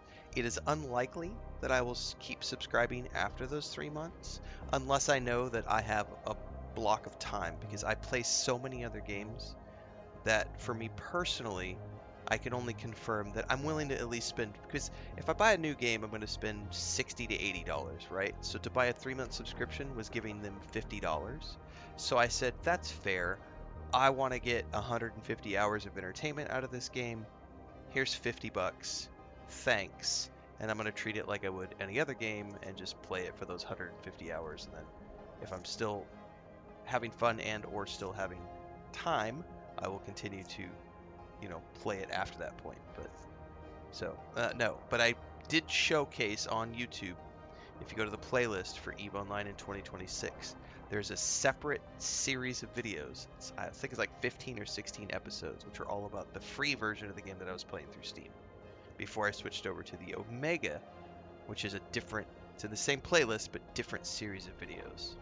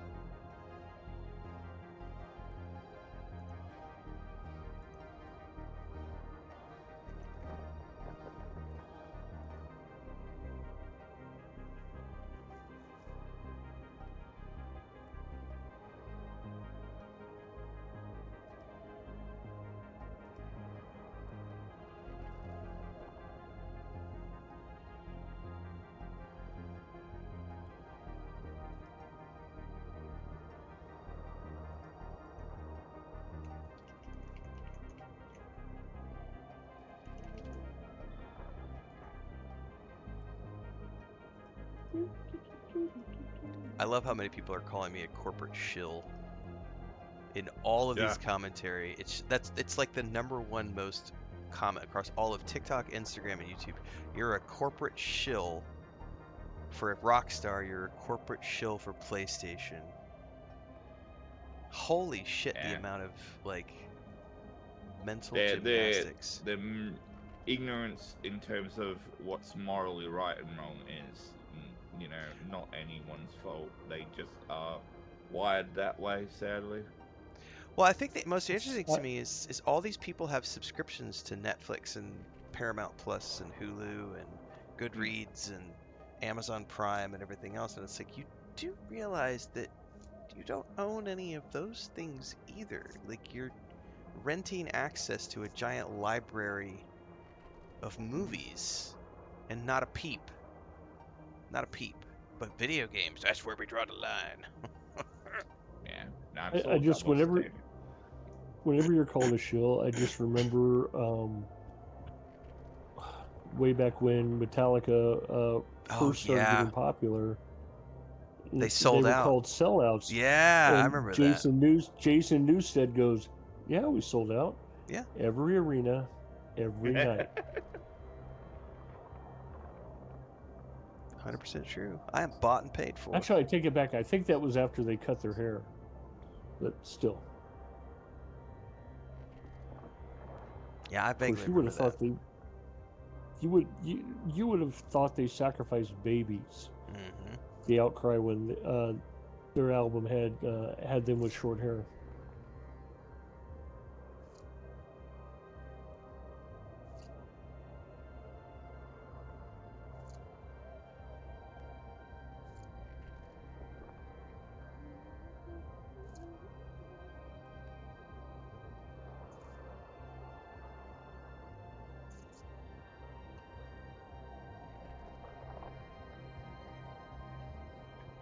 You're a sellout, you're a shill, and it's like, yeah, that's how I make money. Yeah. Like the companies pay me to promote their games. It's like it's not rocket science. Like I like to eat. Yeah, lofty ideals do not pay the bills. Nope. JK says I remember people saying Kiss had sold out. They sold out number one day one. Yep. Well, I mean, Gene Simmons Sup, has Scyther? basically sold that brand. Yeah. When they had a Kiss coffin, I was like, okay, that might be a little much, Gene. Just a little bit. Merchandise, baby. Yeah. I mean, that's where their money is. How's You your know, hold looking there, man? I'm getting to the I point mean, where I'll compress. it's not in album sales and it's not touring. It's branding and that AI thing they did.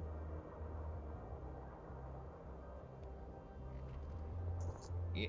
You know what's funny? You can use the compress function I'm providing you, but I can't use my own compress. That's a little odd. Yeah, I've tried a couple times.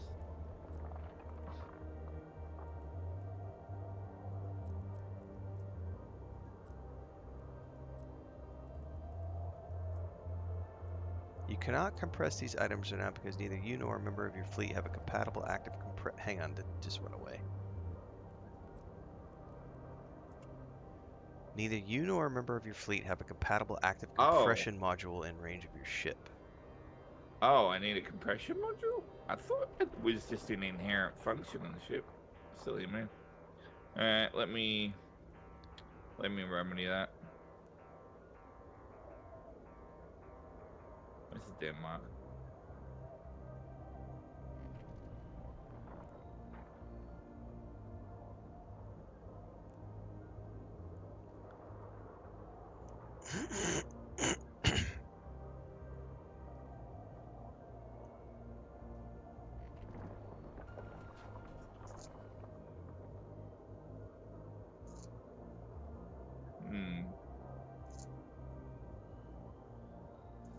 It's...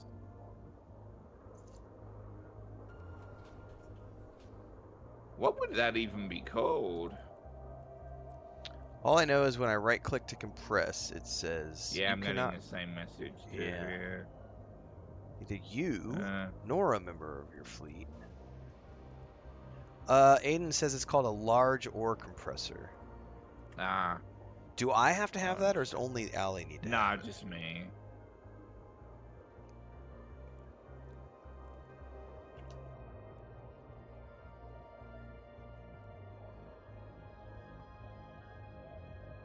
Just the Orca needs it, okay.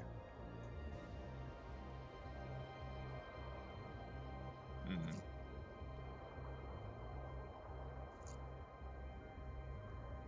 Here we go, here we go, here we go. There we go, large asteroid ore compressor one. There we go. Do you have it on, or do we need to go somewhere? I can buy it and grab it. It's easy enough. Yeah, there's one in New Dixie. Because I got a full hold, so if we got to go somewhere, well, if you want to drop that off, and I'll quickly grab this damn thing. And then meet you where? Yeah. I'm back at the belt. Yeah, I guess. Yeah. What belt are we in? We are on third last one on the list. Right, but what's I guess I'm still learning how to know what system we're in and everything. Yeah, it's Vlad 7 belt 1.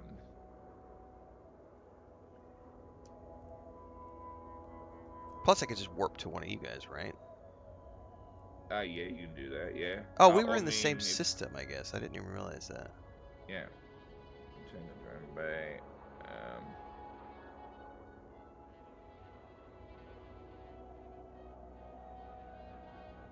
Alright, well, I went ahead and picked this mod.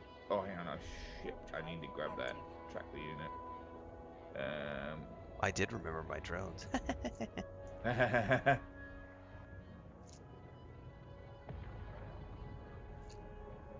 There we go. Yeah, because, like, it would be nice if not only I could give you guys the ability to do that, but also myself.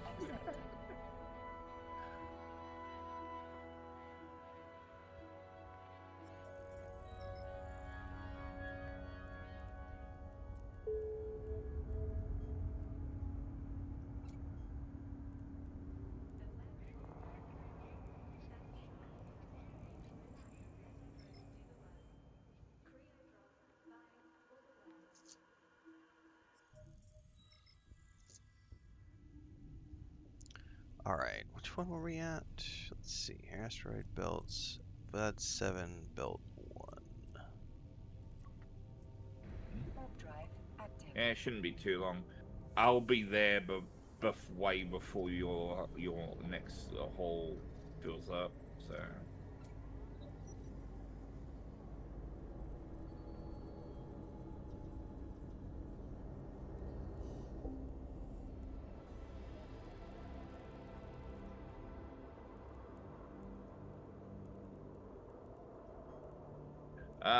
The person in chat who told us what the module was called, do you know if it's a deployable like the tractor unit?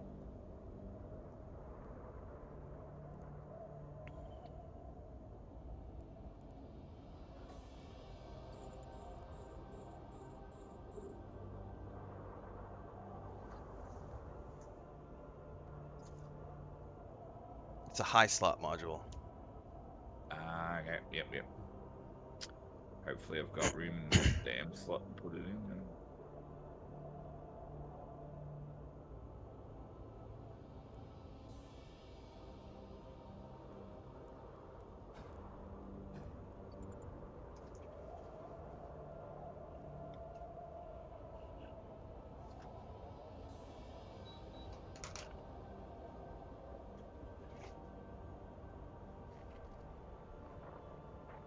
Is that a high slot module? Okay.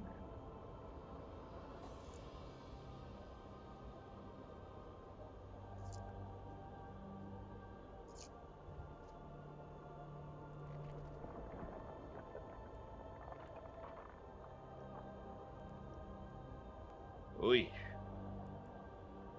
Okay, there's quite a few people out front of the Federation assembly plant there. Holy crap.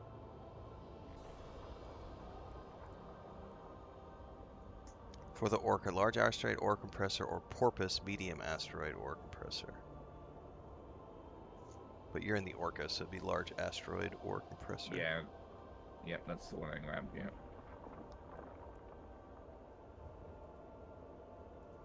Hang on, I got mail from someone?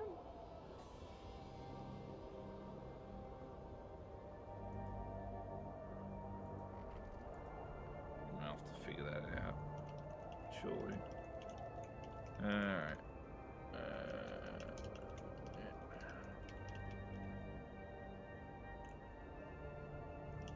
Oh yeah, there's a high slot available.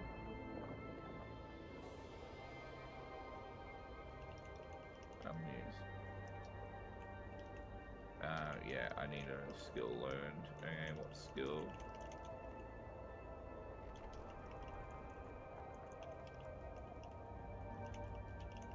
Wow, okay, there's some training required there.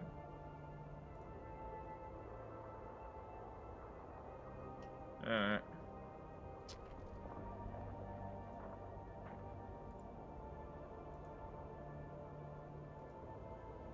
Oh, shit.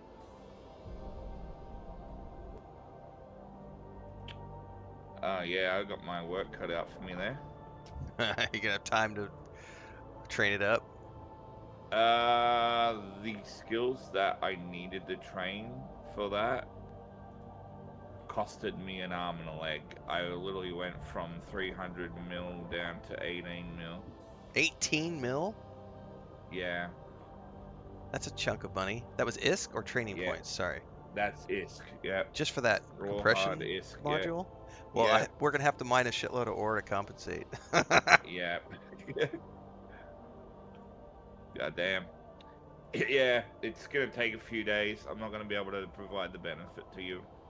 So what I might It's all do good. then is I'll swap over to my mining ship, and I'll just God damn. Time to grind. Yeah, grind. Shell. God damn. Yeah, that was probably the most amount of ISK I've downed on something in one. Wow. Just Yeah, just lovely. rest up. The pain is just gonna last. You know, it'll heal. We've probably all been there at least once in life. Just I'll just have to, yeah, mine a lot of ore and also mine a lot of ice. Aiden says I sent Impy an Eve mail of my Orca fit, which negates the Oh, large okay, compressor nice. module and replace. Somebody sent me a contract. They said earlier. I don't even know what that means. Contracts are just things that people can do, like Like the for freelance example, things? trade you things. Yeah. Oh, how do you So, see those? I believe you go to, I think it's under finance. God, there's shit that's just buried in here. Yeah.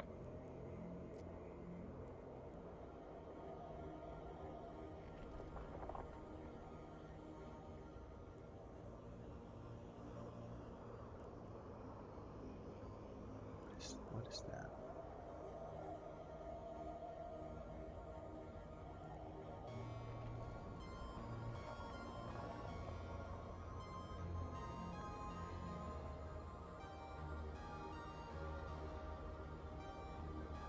Oh, I would probably not want to claim that until I'm back at a base. Yeah, where is that available? Where? Oh, they've put that for you in Vlad, so it's literally at the actual mining station in Vlad. Well, thank you, whoever sent that over. That was earlier in the stream, and I just remembered it right now. Damn, that's a lot of plagio. Yeah, I'll That's, have to take my hauler over there. yeah. What you could do is, if you do, you have access to the so you know how you access the mining corp divisions, right? In other stations, you should have a function called corp deliveries. If you drag that shit into there, then I could literally go there and if my theory is correct, I should be able to bring a ship over to it and grab it out and transport it for you.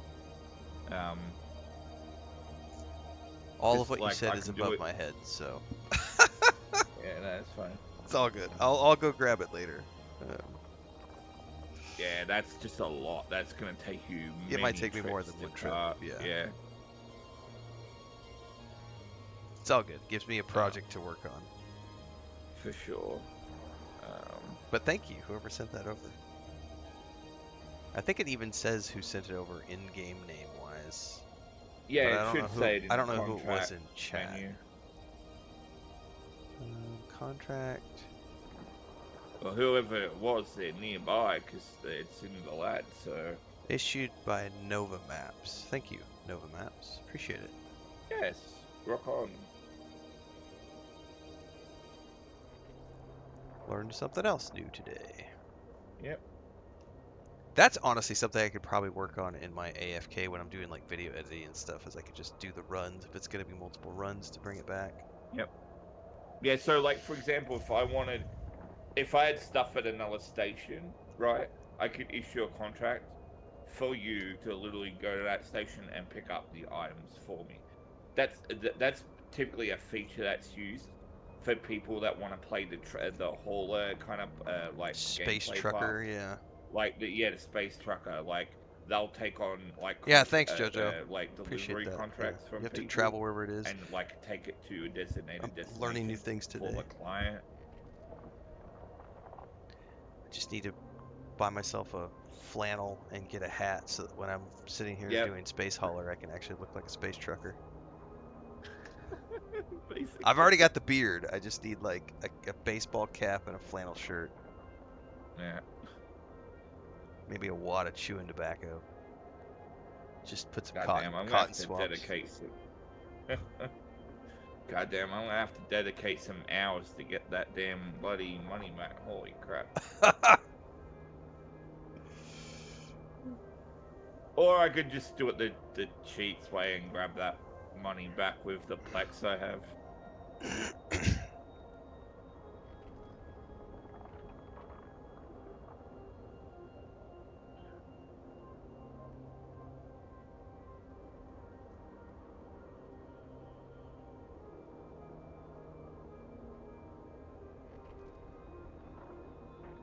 Well, I need to start heading back. Yep, All right. no problem. See you, Luke. Well, I'm still not going yet. I'm just Continue I resting mean, up you're and going to buy. salivating over cinnamon muffins. Yes. yeah. Yes. Jerk. I haven't had. I think the last time I had to do that was I had an endoscopy in 2018, Yeah, that's coming up. 19. That's coming up in August. And Yeah. that And a was. colonoscopy. That's gonna be fun. I've never had one. I'm to the point. I asked my doctor about it a couple years back because I'm 46, and she's like, honestly, she said you could start if you want to be proactive about it, but she's like, unless you're showing symptoms, you probably don't need to worry about it until you're 50 plus. And I was like, well, okay, it's fine. I mean, 5 more years, Ren. 4, 3 actually, 3.5. I'm getting there. Really? Hang on, aren't you? 46 and a The half. same- Yeah. Yeah, I'm 46 this year too. Yeah. So that's a 3.5 You years, unless my kids, math right sucks. there. All right, I'm 3.5. You kids Yeah. Us kids. with your long hair and your rock and roll. And Hey, your digital editions of your video games. Hey, my whole head of gray hair it's a testament. Okay. I don't have hair. Oh, I have anymore. like 6 strands of hair. It You is might funny want to because recount that, Riz. my younger brother, he has way less hair than I do, and my sister-in-law, every time we get on a Discord call, she'll give him shit. But like, But when it started, go ahead. oh, I was just gonna say when mine started thinning, I was just like, I'm shaving it. I started thinning when I was in my. I mean, I've always had a receding hairline. That's just genetics. But I didn't start thinning in the back until I hit about 40, and then I just ignored it. And the day when I decided to cut it off, I think was when I was 40. I think I was 42. I'd got back from a run, and I was in the shower, and I had my hair pulled back in a bun, and I happened to catch a glimpse of the back of my head in the mirror. And when your hair is pulled back, it's covering you like a comb over. And I hadn't realized how thin it had gotten back there, and I caught a glimpse of like the bun had slid to like one side, and there was like a thinning spot, and there was like noticeable underneath where the hair had been pulled back, and I was like, oh yeah, that's we're cutting that off right now. I am not gonna be the guy who's like pulling his 6 straight, because I have an uncle, my dad's older brother, who did that. He had like 7 strands of hair that he pulled back into this ponytail that was like thinner than your pinky until he was like 55 before he Yeah, finally just cut it that off. And I was like, no, I'm not doing that. that's why I shaved it. I was not gonna be the guy with the skullet. Yeah, the skullet. Yeah, for real. Nope, not gonna do it. I just tell people I yanked on my beard and pulled all the hair from my head down to my beard. Yep.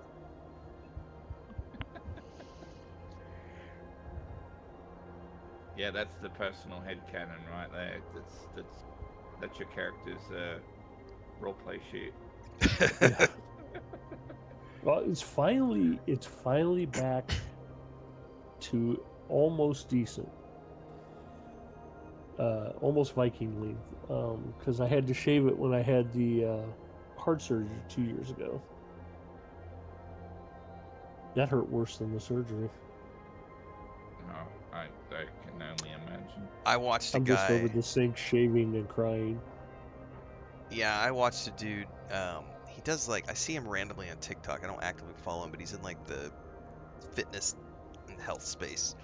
And his whole brand was built. His brand image was built around him with a beard down to like the middle of his chest. And he had cancer when he was younger, got rid of it, and now he's in his late 30s, I think. And he had another type of lymphatic cancer, and he had a mass in his neck that they wanted to remove because it was cancerous, and so they had to do a surgery on his neck, and he had to cut his beard off. And it was like this thing on his social medias where this, it was emotional because I mean his whole brand image had gotten tied into this beard thing. Ganker. Oh, scoop. Of course. Now that I left,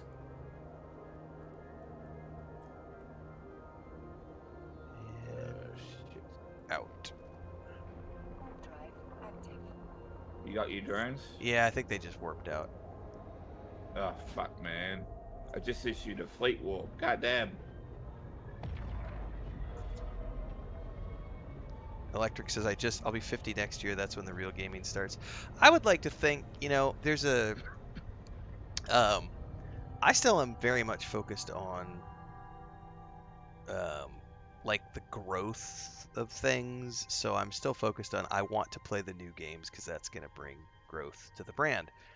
But Docking permission I requested. am looking forward to the day when I no longer care about the growth and I just play whatever I want and just stream it for the shits of it as opposed to.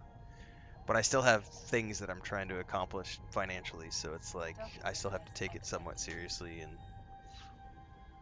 but that's gonna be me when I retire. well, that's what Uh, Chris and I are trying really hard to do, Lou. Is by the time I'm 50, I want to be able to quote unquote retire and no longer care about the accumulation of money because I will have enough to cover me for the rest of my life, and I could just do streaming for funds, write fantasy and science fiction novels for funds, and piddle fart around on the homestead dream property and build rock sculptures and smoke a lot of weed and have a garden and just be like, My my, here's a YouTube channel, have fun, enjoy. my I moved to retirement plan belt is 5'8", by the way. my retirement plan is my Ooh, never youngest mind. getting drafted by the NBA. Make that 5'7". Can we visit, says JoJo. I am debating, I've talked with Chris about it. Um, I might schedule a get together for people here the next year or two. Because I know we have people that like to travel and go on vacations, and I'm debating putting together a week-long get-together somewhere for people who want to travel and come hang out and stuff. Well, Scott Johnson does it with his podcast folks. He does a WoW podcast, Okay. pretty big. Actually, he's got like 7 or 8 podcasts, but I don't think I'm big enough to have that many people show, but I think there's oh five yeah, to, 5 to 10 people who would show up, and I think that's oh yeah, enough to, we pick a place like Puerto Vallarta or something, and everybody flies in, and we have a resort, and we hang out, and we drink drinks, and hang out by the pool, and maybe we do some podcast episodes, and take a bunch of photos, and everybody goes home. yeah. Sounds It's good. like Jerry Jeff Walker used to do that in Guyana every year. All his fans would get together. And...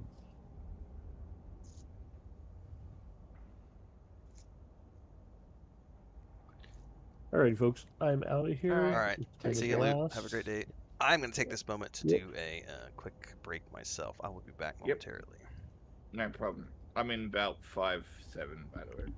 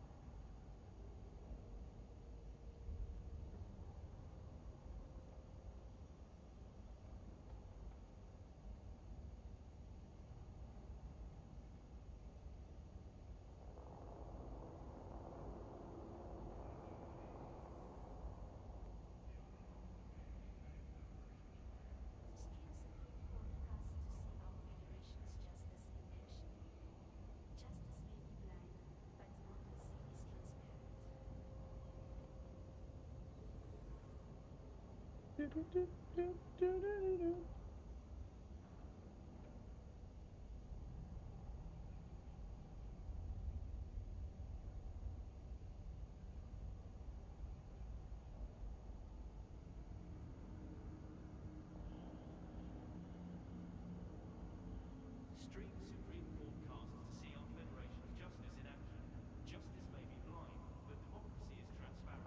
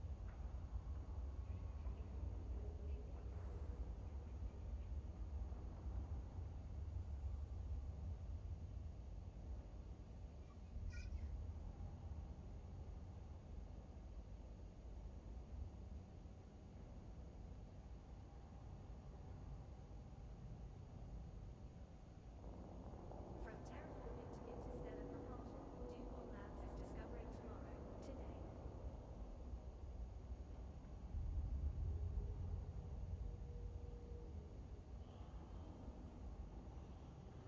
Is a name Renfail using, making it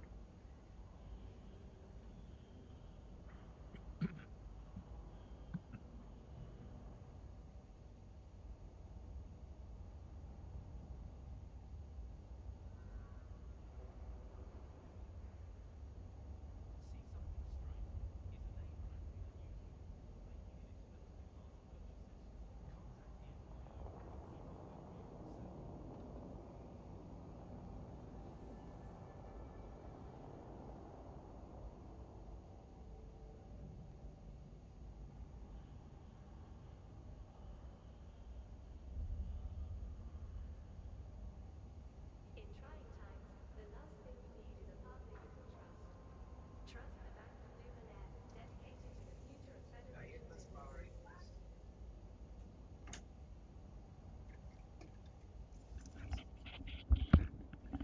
JK says I'm 62, still dreaming that I'm 52, still gaming.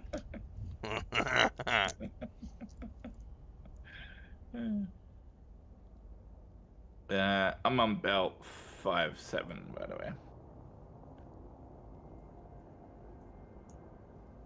Jab myself with a pin as I try to sit back down. Ouch. Defend your future. Defend liberty. Enlist in the Federal Defense Union. 5-7, you said? Yeah, I had to move because there was couple suspected players on the other one. 5-7.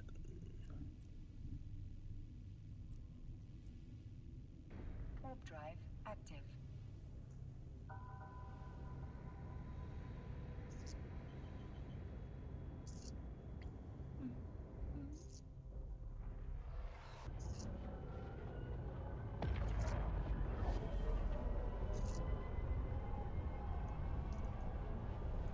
There's also the theory of, not theory, there's also the potential to go to it, but I don't really like in terms of going to a con, I don't think I would go to any of the cons in North America. Gamescom, I'm slightly intrigued by in Germany. The idea of doing like a meetup around a con where everybody goes like 5 days early and just hangs out for a few days before you do the con. I guess it would just depend on what works out cheaper too, because we Yeah. have packs here, you know, Yep. for example. Yep. So like if it's cheaper fly to Australia versus EU, you know, like, Shit ain't cheap, that's for sure. indeed it isn't. I gotta drop off a load here. I just did the same. But I'm dead. Yes.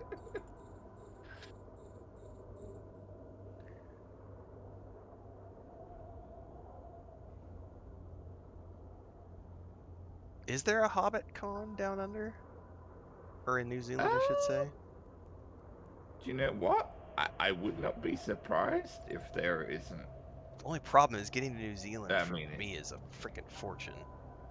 yeah, no, that honestly, I suspect that would be a lot more expensive than just going to Australia, No, even though they're relatively close. Yeah. the last time I checked flights, and it's been a few years, but the last time I checked flights, even just for one person to go round trip, it was going to be like 4 grand just for the flights to get to and from New Zealand. Oof, And I was like, oof. God, because I had put together a thing. It was like if Chris and I wanted to go and spend, a month in New Zealand, it was going to be like 20 grand. And I was like, I'm not spending 20 grand um, when we're getting ready to Yeah. buy a house and everything. It was like, no, I'm on that's not going to happen. disability. I don't have that kind of money. No, it's like at the time, we were debating buying a place, and it was like, yeah, I'm just gonna buy the place. Actually, you got to kind of got me curious though, because I'm wondering what the cheapest international location would be to fly for an Australian. You So would want to let's do a tourist Google this. destination because almost all the tourist destinations have discount tickets. So like Las Vegas, um, Cancun, uh, in terms of North America, and then if you're looking at Europe, places like what is that? Ibiza, I think, is like the Mediterranean. Um, Places like Rome, Athens, Barcelona, major cities that are set up around tourism are always going to have like discount prices in terms of flights periodically throughout the year for the holidays. Here you go. I got the data. So for an Australian to go to New Zealand, it's between 300 and 400 return. Indonesia, so like Bali and beyond, between 250 and 450 return. Fiji, it's 350 to 500 return. Southeast Asia, 350 to 600 return. Yeah, so anywhere in those general areas, it looks like anything more than that, it's just way too expensive. Yeah. Uh, We got another player in. are we there? Am I in the wrong? I'm in the wrong. No, you're in the right belt. They jumped in. They were at the station I was just at. They're in an Ibis. I don't know. I don't know what an Ibis is. I'm gonna warp out. It's just a basic level frigate. You were using it to do a lot of your scanning there for a while. Oh, okay. Yeah. I would say just move to an adjacent belt. Yeah, I just jumped out, move. and I'll check another belt here in a minute. Yeah.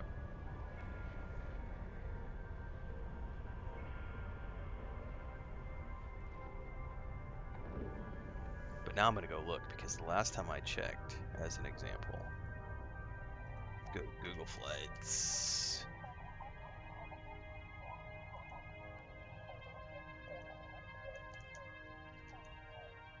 Could call it Redmond. Yeah.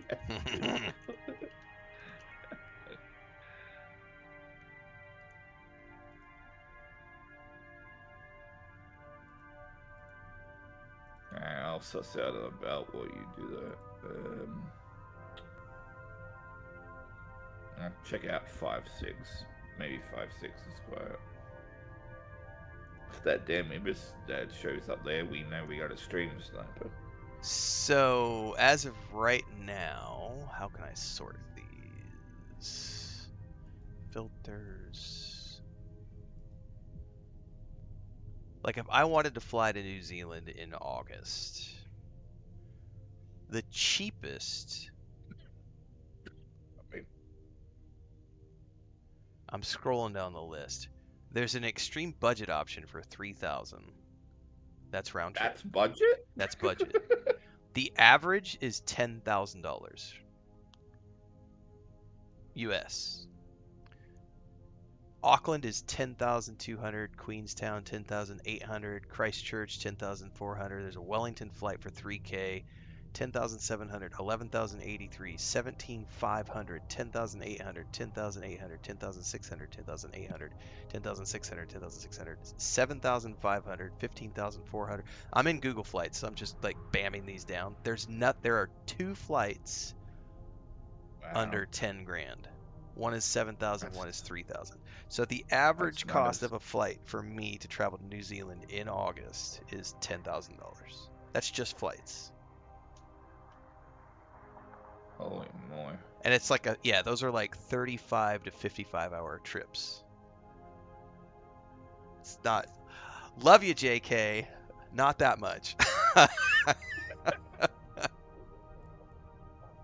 I'm in 5-5. It's clear, quiet. From what I can see. 5-5. All right, hang on. It's 5-5. 5-5-5. Asteroid Five, Bill. 5-5.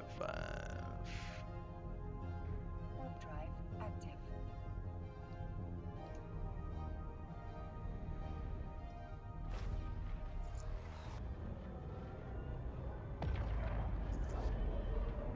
It's actually a pretty big belt here. This thing expands a good way around. Well, because I know I've talked to Bubbles a couple times. I wouldn't mind going to the Fallout Fan Fest in Las Vegas in November, because I can get there and back relatively cheaply. The question is this year, I don't know that my passport's going to be done because I'm getting it renewed in I'm going to shoot for August, and sometimes they get it done quick and sometimes it takes longer. But that's just, Yeah. not everybody gives a shit about fall. That's not what I would consider to be a big get together. It's just, hey, there's 3 or 4 people who like to Fallout enough to go to a Fallout Fan Fest. What's up, Dokes? Yeah, they should really think about maybe hosting stuff like that in other countries. I know it makes sense for the sake that, the game's based in the US, but well, it's also not. That's not a Bethesda thing. That's put together by independent people, and it's based on what is affordable. They did this year. They did their first ever second Fan Fest in, I think, Virginia or somewhere, which is the setting for Fallout 76, or the Appalachia area. Well, West Virginia, but yeah. But I think that's the first time they've ever done one outside of Vegas, and that was just because they've got enough eyeballs on this Fan Fest now, and because this last year at the Fan Fest, all of the actors from the show showed up at the Fan Fest, and there was, I think Bubbles said there was like 10,000 people there. So I mean, it was a pretty big. Yeah, honestly, I think even though it's not organized by Bethesda, Bethesda do make a good conscious effort to be part of it, which I think just demonstrates how much they care about the community. Bethesda's a greedy billionaire corporation. Yeah, I know, right? They're a bunch of fraudsters, and Todd Howard's a liar. He needs to be fired. Microsoft needs to disband the studio. They haven't made a good game since Skyrim. Or Morrowind. Or let's go back and say they've never made a good game, because the best game that they've ever made wasn't made by them. It was New Vegas, and that was made by Obsidian. Yeah, controversial take, but I didn't like Vegas. I really didn't. It's okay. It's not my favorite. We got some pirates. Nothing fancy. All right, hang on. I gotta click the wrong button. Pirates, Serpentis, lock, and I think I have to do it this way. Where are they coming in from anyway? Oh, they're near me. Okay. Oh, they're going straight for you. So they're fly past me and go straight for you. I wonder if it's because I sicked my drones on them. Probably, yeah. There's still one more drone nearby. Where the hell are they? Oh, they're right there. Yeah. Alright, what are you gonna do? There they go. Yeah, they're going straight for you.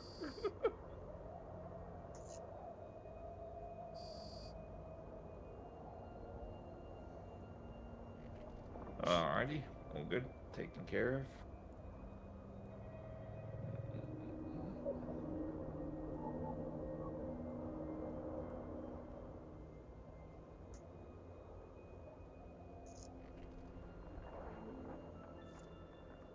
Yeah, slowly making the money back. How do you? Sorry, do you sell ore, or how are you making money from? Okay, so for the ore, like this stuff here we're mining, right? Typically, I will just process that and put it in Division 7 for manufacturing Sure, blueprints. that's what I'm doing. But the reason why I kind of define the difference there is that when it comes to making money, I specifically do that with the ice mining, because if I spend like a good hour doing just mining ice, right, and provided I'm in a fleet that has an orca where I can compress the ore down, I can walk out of a 1 hour session making about 100 million ISK. Okay. By selling it on the market. Yes, correct. Do you sell it from your home base, or are you selling it from the trading center, or where? Um. Okay, so in the case of ice is it takes up a lot of cargo space. I'll just say that. So usually it's more prudent to just take it to the nearest station and sell it there. Got you covered, Gale. I only do good Than takes trying around to here. ferry it to your home system, for Okay. example. It just depends on what your use case for it is, because if you're not planning to sell the ice, for example, and you plan to need it to do a particular blueprint, right? Then yeah, you will have to inevitably transport it, but it's going to take you quite a few trips, because of just how much room it takes up.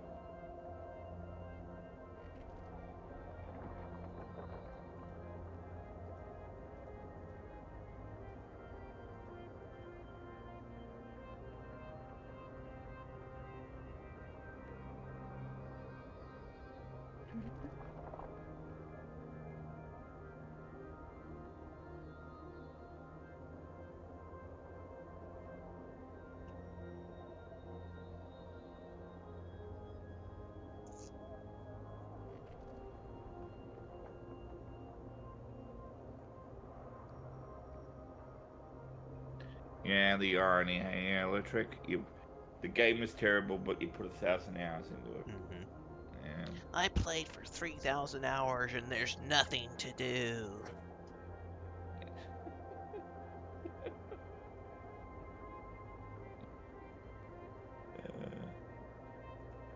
How much would it cost me to fly to Rome, as an example?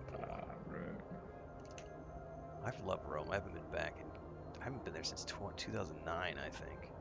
See, Rome is a little more affordable. I can find round-trip flights for like $1,200 to $1,500 in economy. That's so getting to mainland Europe, you know what I mean, is like $1,500. I can get there and back for $1,500. That's not that big of a deal. Damn, PAX Australia this year is in October. Wonder what the pricing for that is. Now you got me looking at flights to Australia. See, even Australia is not that expensive. Like New Zealand is just Really? freaking robbery. I mean, it's like $3,000 to go to Australia. I'm looking at tickets right now. Yeah, Australia not is like sure. $3,000 for economy. And then if I want to do business ticket class, prices for the PAX event's not that bad. Depends on what kind of how much you really want to be there. Like a whole 3-day pass is like about $190, and then individual days like $82. that's not bad. Yeah, unfortunately the 3-day one is sold out. And then I can go to Vegas for $600 round trip. Yeah. It's all money, man. That's why I don't go anywhere. Yeah. Yeah. It's money.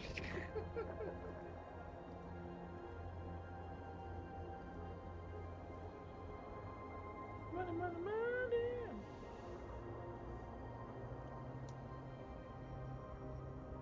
It's just one of those things where I don't really feel the compulsion to travel anymore unless it's somewhere.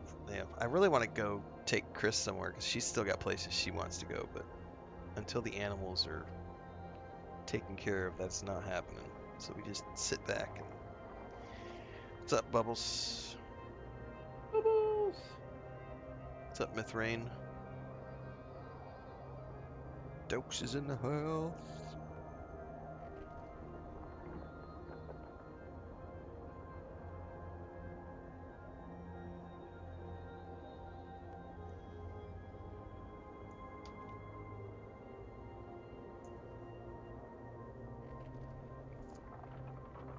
I don't know. I've had like random moments where I'll spend like 3 hours doing a deep dive of like, what if I wanted to put together a podcast where I Actually, traveled? my brother runs a podcast, funnily enough. Yeah, because I've had things where I like the idea of like, I do miss traveling sometimes, not very often, but I do miss the being in a location that I don't know and going to restaurants I've never been to and new beaches and mountain hikes and places. I like the exploration aspect of travel. I I was don't just like gonna say that sounds like the natural explorer in you. Yeah, I don't like the act of traveling anymore because they have made the act of traveling such a huge pain in the ass because of Yes, all they the have. mandatory everything and insurance and logistics and Hmm.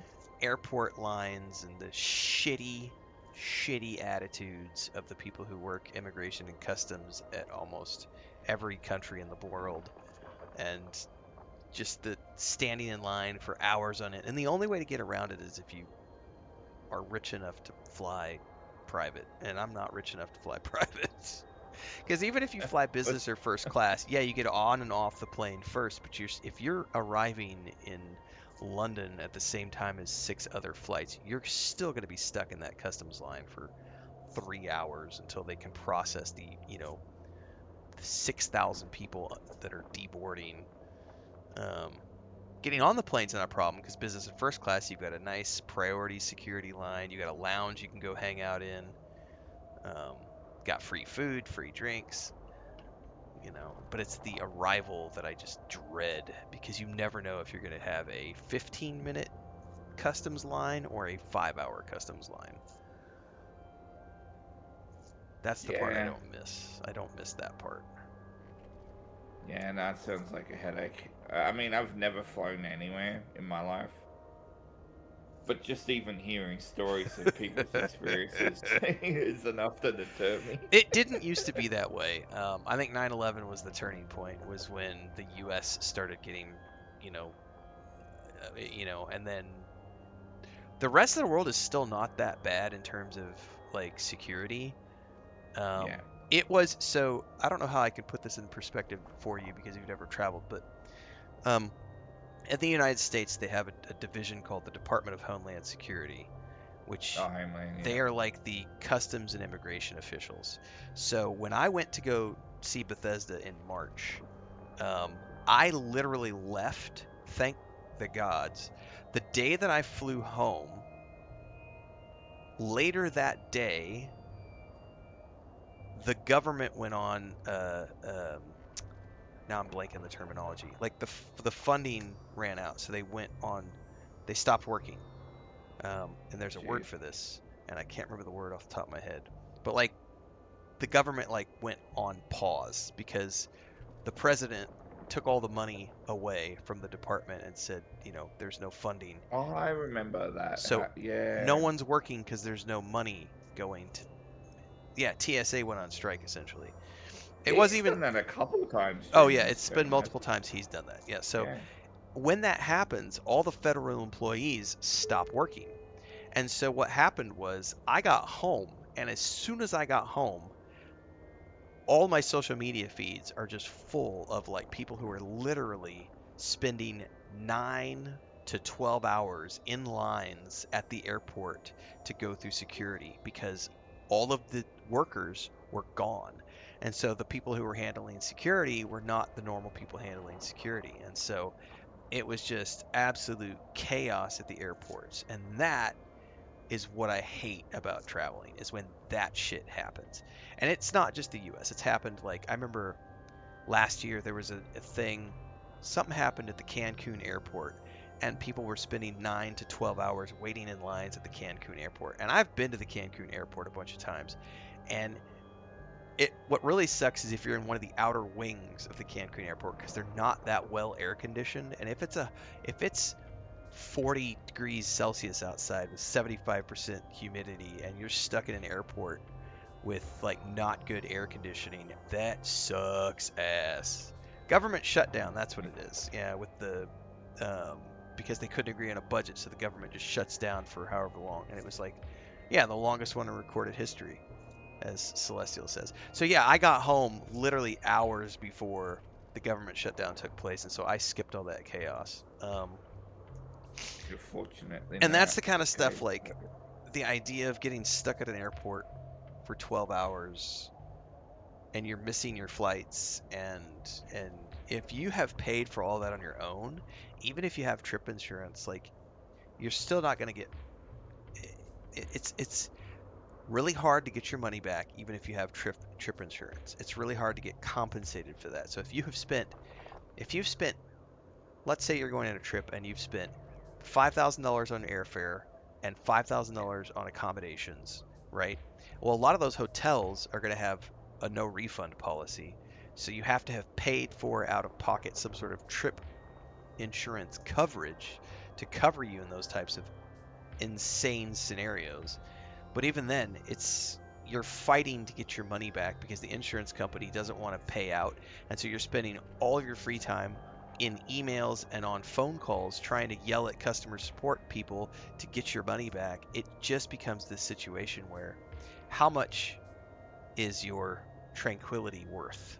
How much is your peace worth? And I prefer Mine's worth a lot then. mine's 'Cause worth way more I than have that. a very low tolerance for BS.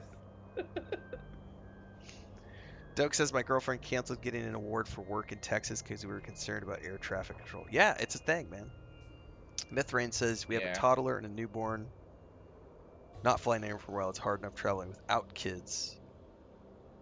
Correct. And then I have this is a personal thing. As I've gotten older, it's gotten worse, and I recognize it. But I have zero chill and patience when it comes to stupidity and stupid people.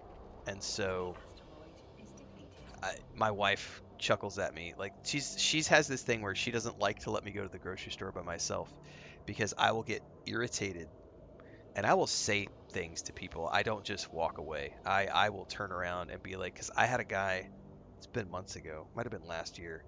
I was with the cart and paid for my groceries, and Chris was on the front side of the cart and was loading the cart, and a guy came up behind us and he only had like 2 items, right? Like a drink and a candy bar. And he paid for his stuff and then he wanted to leave. But there's really no room because I'm behind the cart. Chris is in front of the cart. She's loading the cart. I'm helping load the cart. And there's maybe like 6 inches between the cart and the railing. And this guy, like, I just am helping load the cart and all of a sudden somebody like pushes into me from behind. And I turn around and I'm like, excuse me? And he's like, I'd like to get out. And I'm like, well, can you wait a minute? Because we're loading the cart. And he didn't even acknowledge it. He just pushed me to the side, pushed our cart, and just started like inching his way down the edge of the cart between the cart and the railing. Like, didn't even. It was just, I'm fucking going. Get out of my fucking way. And I literally was like, what the fuck is wrong with you? And Chris was like, hey, just nope, don't do that. And I was like, so the next day I was like, I'm gonna go to the supermarket and get some. She's like, the hell you are, I'm coming with. She's like, the last thing I need is you getting into a confrontation with somebody because you have no chill at the supermarket. And I'm like, if everybody would act normal, there wouldn't be a problem. Yeah, I mean, it's for that one of that and many other reasons why I get my groceries delivered Delivered, now. man, delivered is the way to go. I don't It's have like, to hell patience with for that stupid nonsense. people. Yeah, it's just like, Yeah. no, man, no. Your rock pop, by the way. Warp drive active. Got my drones, so I'm gonna go back, drop off. 90% of the planet. Bubble said, hugs my TSSA verified traveler status. I mean, it helped. I mean, that does help if you're flying domestic only. I've never really had major issues, but I've seen London, I've seen Heathrow have major issues before, because of security things and bomb threats, and Docking you don't permission want to be at an requested. airport when Docking that kind of shit requested. happens, Accepted. because no one's going for a flight. Oh yeah, but believe me, if I had the option to get everything delivered, I would, because screaming kids is like one of the worst.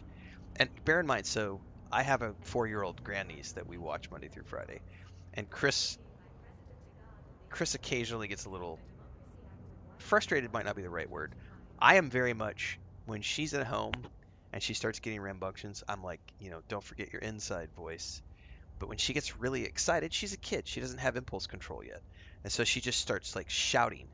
And I'm the one who's always like, because Chris will let her just go nuts, because Chris is the nice aunt and is like, you can do whatever you want. And I'm like, hey, we're someplace where there are other people. You need to tone it down. Let's use our inside voice. Let's calm down.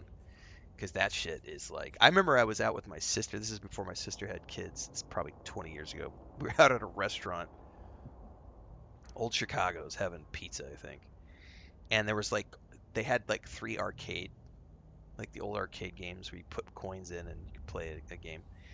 And there were some kids behind us, and they were being just absolute, just obnoxious little shits. And it was like 3 mothers on their lunch break with like their, each one had a couple of kids, and so there's like these 6 kids over there that are just going crazy. And my my sister like leaned over, like, from the booth where we were sitting, and she's like, "Hey, can you guys tone it down a little bit?" And the kids were like, "Oh, there's an adult."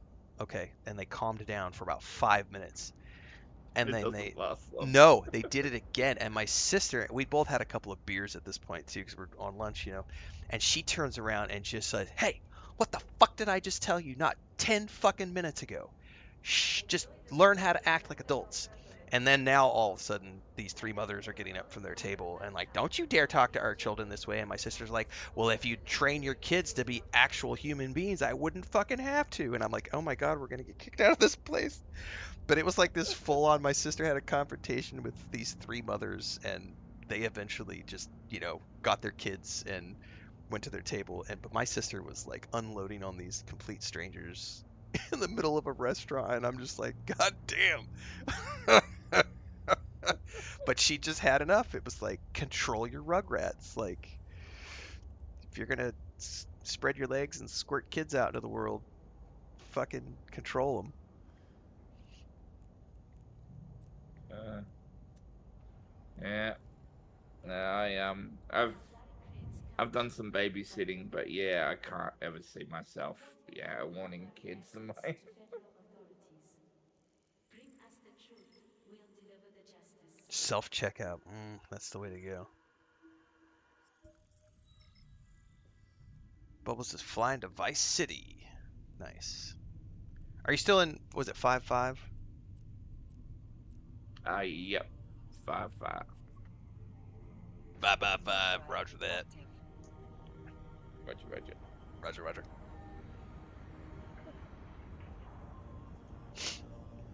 Yeah, unchecked children whose the parenting model of the parent is give them a cell phone and let them run wild. That is,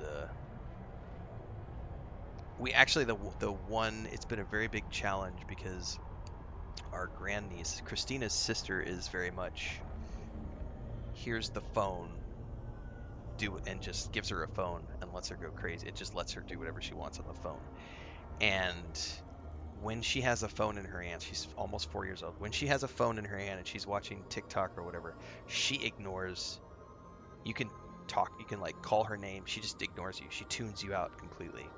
And so I'm very much like, if we're at the table eating, no phones. Like, we're eating lunch, we're eating dinner, no phones. And then this little shit, I love my grandniece to death, but she knows that it's not my phone, or it's my wife's phone and it's not my phone. And so if she has my wife's phone or my sister-in-law's phone in her hands, and I'm like, hey, don't forget, we're sitting at the table when we're done. She's like, well, it's not your phone, so you can't tell me what to do with it. And I'm like, oh, you goddamn little shit. Like, 4 years old, and you're back talking me over a phone because she's got that dopamine addiction going on. And she's like, well, it's not your phone. You can't tell me what to do with it. And it's just like, I took it away from her one time. I took one of the phones away from her, and she had a full-on meltdown and like went screaming blood. You would have thought somebody was trying to murder her. Like, screaming through the house, ran to my sister-in-law. Oh, my phone, the phone. Oh, he took the phone. It's just like, so thankfully Chris has started to really curb her thing, and what we're doing instead is, when she starts to, and she gets demanding, she'll like tell Chris, I want the phone. And she doesn't say please, she says, I want the phone, give me the phone. And it's like, no. Wow. So we've been trying very hard to break that. So what we try to do is, anytime she starts getting cranky about the phone, it is, let's go outside and play with the ducks. Oh, you want to watch something? Okay, let's go turn on Netflix and we'll find like an educational documentary about animals or something, you know. But yeah, she's already 4 and she's addicted to phones because that's what her, you know. Yeah, no. When the little rugrats start talking to the parents like that, yeah. It's cause for concern. These are not within my target range. What does that say? There we go.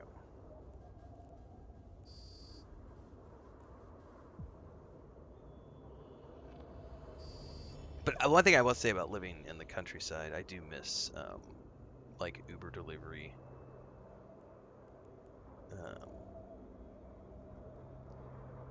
Yeah, I do like my Uber delivery. Oh, it was so nice.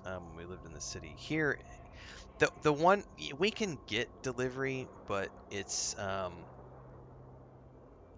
what it is there's local guys, like our neighbor is an example. He drives he has a scooter, and so they have like these Bodo deliveries. And so you just send them a message on WhatsApp, and you can be like, hey, can you go get me, can you go get me a pizza? And they'll go pick up a pizza for you. But complex things like a grocery delivery, yeah, we can't get that where we live because we're so far out in the countryside. The apps don't exist out here. Well, that's the thing with Uber. I don't like, particularly here. Like, they're incredibly convenient, but the issue is that as the years have been going by, the rates they charge you for the delivery is Getting being high. obviously going up. Mm-hmm. And yeah, I mean, it still works out technically cheaper than if you were to have a car. You're paying like for the car and you pay for fuel and all that hoo-ha. But still, like, it's still expensive. Granddaughter's 15, 17, they still don't have cell phones. Yeah, I think so. Like, my sister's kids do not have their own phones. My brother's kids do not have their own phones, and they are all like early teens. I think my sister has a daughter who's like, I think I have a niece who's like 14 or 15 now. They still don't have unfettered access, but with our grandniece, it's a very, it's a situation where mom was at work all the time, and so she got handed off to grandmother and sister and the aunts, and they had her for 3 years before we got involved. And for those 3 years, they were all just like, here's a tablet, here's a phone, here's whatever you need to be distracted and not be a nuisance. And so she got very addicted to devices very early. and it's been very hard to break that. Yeah, I mean particularly recently, that's not really going to be much of a thing anymore unless parents obviously go behind the law Yeah. and let their kids use their phone. But we have the under 16 social media ban active right now. I think that's a smart thing. Like, I know people rage about, oh, Uh, the control. Yeah, but I know what I okay, was wanting to look at when I was 16, and unfettered access is not a good thing. What what is the that? hell? That was not me. Did you launch that? I Was did that you? not. I did not launch that. I think this is what we would call a stream snipe at this point, because this guy has been showing up in every single one of the. See, I don't see anyone on It the was screen. Aeon again. He showed up in every single one of the regions. Yeah, street It's sniper. definitely a stream sniper. Yeah, that's just fireworks. That's harmless. But yeah, um, what was the saying? Oh yeah, social media ban. Yeah, so um, I think it's good and bad, and I'll articulate why. I think Yeah, pros and cons. I do think that it's a good thing that should be something that parents consciously put a stop to. All right, and stop and put more firm restrictions on their children having access to that kind of thing at those age ranges. But I do think though that that onus of that responsibility should be strictly on the It parents. The should. It moment you should. give the Yeah. government like the ability to dictate those terms, that you might as well effectively admit right then and there that they've taken the role of the parent away Yep. from the parent. Yep. And that's a slippery slope to more child services and things you can and can't Yeah, do with your kids. And yeah, it's a yeah. slippery slope. But I remember the last company that I worked with was a publication startup, and they Yeah. they did it's with a bunch of Nat Geo people, and they had gone on and done a study on and published an article on the dangers of social media for people under 25. The there's a bunch of data related to the developing brain Mhm. and the rate of suicide in young people due to cyberbullying and all this other Yeah. stuff. And it's the data is undisputable. You can't dispute the data. Like, unchecked and unfettered access at that age is detrimental to anybody's brain, for better or Oh, for I worse. agree. I agree. But the problem is, like you said, like No, there they are again. this is the issue of, like, it the too many parents don't give a shit, and somebody's got to put it in. So I can understand a ban from a government to try to curb that behavior before these kids get into becoming members of society, because they are not. There's behavioral patterns that then exist. But man, it's just such a slippery slope, and it's tricky because um, parents just need better tools, is what it comes down to. But you also, it's not even just the tools. It's also, you need parents who give a shit. And you know, I think our generation grew up with just be home by dark. And Mhm. that also has its own series of, like, pros and cons. Like, I could tell you for a fact that my cousins and I were up to shenanigans that I am so glad social media was not around to record, because we did some truly heinous shit when we were growing up and we were teenagers. Shit that would, yeah, definitely get us in deep, deep, deep doo doo. Oh, no doubt about it. Um, yeah, no, I mean, I definitely agree on the point that something needs to be done. But again, you're right. It is a very slippery slope because, like, how many parental freedoms do parents give away to the government before it Yep. crosses that line? You know, Yep, yep, yep, like, yep, and yep. I think that's my biggest concern with laws like that. Well, it's And like it also makes you pause and maybe question: is really the motivation of the government truly to protect the kids, or are they doing it simply to exert some kind of control yep. on the population in general? There's the move to digital ID and the move to Yeah, digital currency yeah, on a global level has a lot of people terrified. Because yeah. I'm not gonna lie, I'm one of them. I get it. Like there are pros and cons to it. So like um and the big thing is like I haven't used cash personally for many years. I do use cash like on a day-to-day basis for some things, but I have largely been like here's a credit card. Like I don't want to deal with cash. I want to do everything online on an app.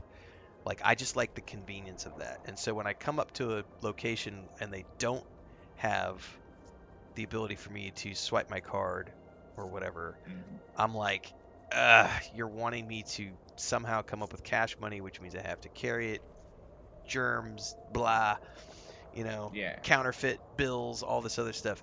And so, but then the flip side of that is that if you have no control over the currency of your cash, what happens if the government decides one day, well, we're gonna, because this has happened in like Greece. When Greece was defaulting like 10 years ago, all the banks just shut off and no one could go to the ATM and take cash out. But yeah, also no one could withdraw any money. So like yeah, it doesn't at that point it didn't matter if you're talking cash money or digital money. Um, you weren't getting your money because the government had locked the banks down, and that can happen at any point in time. And the big concern here, as an example where we live, is that the government is pushing for all gas stations yeah, to only accept digital currency moving from like 2028 and onwards. And the reason is because in this country in particular, there is a high amount of corruption related to the petroleum industry. And yeah, it's like a known thing here in this country. When you go to a gas station, you have to make sure, you have to physically keep an eye on the guy who's pumping the gas and make sure that the pump says zero before he starts pulling the trigger on the gun. And you have to actually actively keep an eye on how much money it says it costs on the sign out front versus what's going on at the pump itself. Because what a lot of yeah, guys will do is they will rig the pump to you're not getting as much gas and they're charging you more and then they pocket the difference. It's a huge issue with corruption. So to get around that corruption, the government said, well, we're going to make all gas stations be digital only so that we eliminate corruption because the corruption is with the pumps and the attendees yeah, and all these people working who are just these minimum wage workers who don't give a shit and they're just trying to make a living. So they're, wherever they could skim an extra 50 bucks, they're going to do it because that's money for their kids or beer money or whatever. So to get around that, the government is trying to cure that issue by making that be a digital transaction where no one can pay gas with cash. It's only going to be digital. And of course, that has everybody up in arms going, the government's now they're going to make everything digital and they're going to eliminate cash. And you have like an older generation like my mother-in-law who has yeah, a freaking, she's probably got a box buried out back somewhere with, her life savings in it buried in the yard. And those people are terrified that the government's going to make their cash worthless and that box they've got buried that they were saving for, the last 20 years of their life is going to be completely worthless. And there's potential for that, but yeah. I think you have to be stupid not to look at any system that's being implemented and not understand that there are. I think the best way to look at this would be to say every system is agnostic, but the people running the system may not be. And the people who are Yeah, running the true. system today might have good intentions, but the people running the system tomorrow might not. And that's Absolutely. that's a huge problem. I mean, Celestial, just a few comments or so back, made an interesting point, and I think it kind of highlights one of my other concerns. Um, but they go basically. It also means everyone else who isn't under 16 has to hand over their IDs, which which can get hacked by third-party providers who are like collecting that information and put you at risk. You know, Um, which it has already happened in the mhm. UK once they implemented that law, that same law. So I've been hacked so many. Like my data's been out there. But that's I'm an adult, so I understand the risk, and I just accept that if I'm gonna be online in the digital era, making money mm, as a digital, you know what I mean? Like everything I do is digital at this point, and that's the risk I accept by doing business in the way that I do business because I yeah, of course. could not make money on YouTube and Twitch if I didn't have all of these systems set up to automatically funnel the money from YouTube and Twitch to here and to there, and from sponsors to here and to there, and then from there to pay my taxes and pay my accountant, and then to get all that stuff is digitally done. And Yeah. at any point, my identity could get hacked, and at any Mm, point, shit could go wrong. And there have been, I get notifications with my credit card company when there's been a data breach. They'll be like, hey, you're. And I think in the past 6 years, there have been like a dozen times where my social security number has like gotten hacked because of some data breach somewhere, whether it's Facebook or, you know what I mean? Like everybody's got yeah. data. And like, I remember, not that I don't use my LinkedIn, but I have a LinkedIn account that I've had for years. Last year, my LinkedIn account got hacked twice. I don't even use LinkedIn, but I have two Yeah. factor authentication on my account, which means that if any changes are to take place, it's supposed to send a message to my phone to get that two factor authentication. The hack that happened last year, I think it was last year or the year before, it was such a deep hack. They were able to hack into my account and change my two factor authentication. And Yeah. all of a sudden, I'm getting all these like emails that all this data is being changed without my knowledge. And I'm like, what the fuck is going on? And so I'm on the phone to LinkedIn customer support. I'm like, yeah, we've just suffered a major data breach, a major hack. They've gotten in, we're working on it. And within like 24 hours, they had everything sorted back. Yeah. Now, had I had like credit cards and other information tied to that account, that could have been potentially very Oh bad. yeah, it would have been really bad. Yeah. And then I had for the first time ever last year, this happened last year, 45 years of age, I had my first ever charge on a credit card that I didn't recognize. And it came from somewhere in Germany and it was for children's clothing for like 50 bucks. And I'm Wow. like, that is not from me. Where did that come from? I end up on the phone with customer support and no one can give me a straight answer. And I'm just like, well, that's not a charge I recognize when you get. So I had to get rid of that card and change my payment plans across every single platform that I own. And that was when last year I implemented, I went to virtual cards because Yeah. the way virtual cards work is you can set up a virtual card for each merchant. So I have one card Yeah. for Amazon, one card for Microsoft, one card for PlayStation, one card for my Filmora, I have all these different virtual cards set up. That way if any one of those gets hacked, I know exactly which card is at play and Yeah. which one to cancel, and it's not just one number for everything. But all of that is 100% virtual and digital. Like it's Yeah. mind blowing to think about because there's nothing physical to any of that.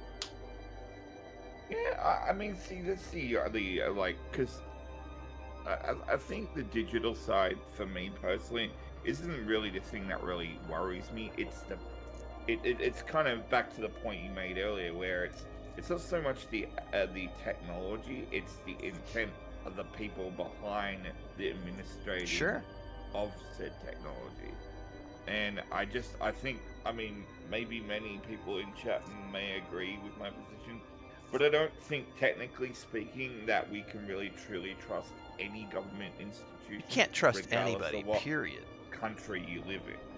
You know, so like in with respect to, you know, like the social media ban, can we really trust that the government is doing it with the intent to protect the kids, or is it some other motivation There's behind probably it? You know? truths to both sides, is the thing. Yeah, There's the exactly. kernel of truth in everything. But it's also like, this is why you'll see all these people who are up in arms about Rockstar charging $80 and no physical disc, and Yeah, PlayStation's doing away with discs, and it's like everybody's like, oh, Sony's gonna take it away from you whenever they want, and it's like, are they? Could they? Sure. It depends on the yeah, intent of the people who are in charge of things, and it's, I mean, that's just the world we live in, and unless you are capable of being completely self-sufficient on your own land with solar yeah. power and a well, and but that's it, because that's the only way to be completely off grid and not deal with any of it, is to be completely on your own land with a well and Yeah, solar power. But even then, like, because if you want to have an internet connection, guess what? You're gonna have to yeah. be part of the system, whether it's through Starlink or otherwise, because that's going to require you to have some sort of a bank account to be able to link a debit card or a credit card, and like now you've got to have an ID to be able to link those accounts. Now you got to be in the system with an ID. It's just like the only way to get completely away from it is to live in a cave. Um, Basically. that's the truth. And so it's like I just kind of look at it and go, you know what? It sucks, but that's also just the world we live in, and everything I is a mean, you're slippery not wrong. slope. I'm You only are here not for wrong. I'm only here for 60 to 80 years if I'm lucky. So, um, Truth. just I mean, I'm gonna I do know what the I feeling. can to make my life as good as I can, and outside of that, I don't give a shit. Um, Yeah. it's man, it's all messed up. Everywhere you go, there's things that are messed up. So true. I mean, yeah, I know you don't like the political types of conversations in your channel, but I will kind of will say that I do think though that like in places like the UK, the people are wisening up to policies like that being put in that to like act because like what was his name, Keir Starmer, just recently resigned. So I kind of wonder if he's obviously gotten more backlash, and that has ultimately led to that, and because of the choices like that he's made for the country. Yeah, who knows? I mean, I do feel like I do feel like, so that's the one positive. That's a one of several net positives of social media, Yeah, is the information is now readily available to people to truth. become more educated on every subject out there. And I remember I was laughing so hard when I was watching the TikTok thing go down a couple years back in the U.S. because um, I'm how do I say this without being political? Um, Yeah, it's so hard. there was a there was a bunch of stuff, and still is a bunch of stuff happening in another part of the world with a couple of countries who have been going at each other's throats for decades over pieces of land that one side or the other considers to be holy land. And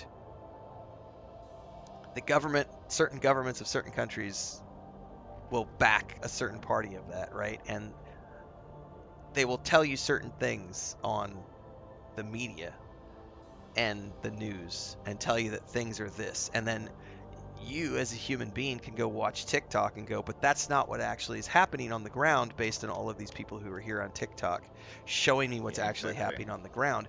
That's not the reality. And then you have the government going, well, you shouldn't be listening to what TikTok is telling you because we're telling you and you're supposed to trust us. And so what do? They buy out TikTok so that they can filter Exactly. out all of that information because they don't want you to know what's actually that.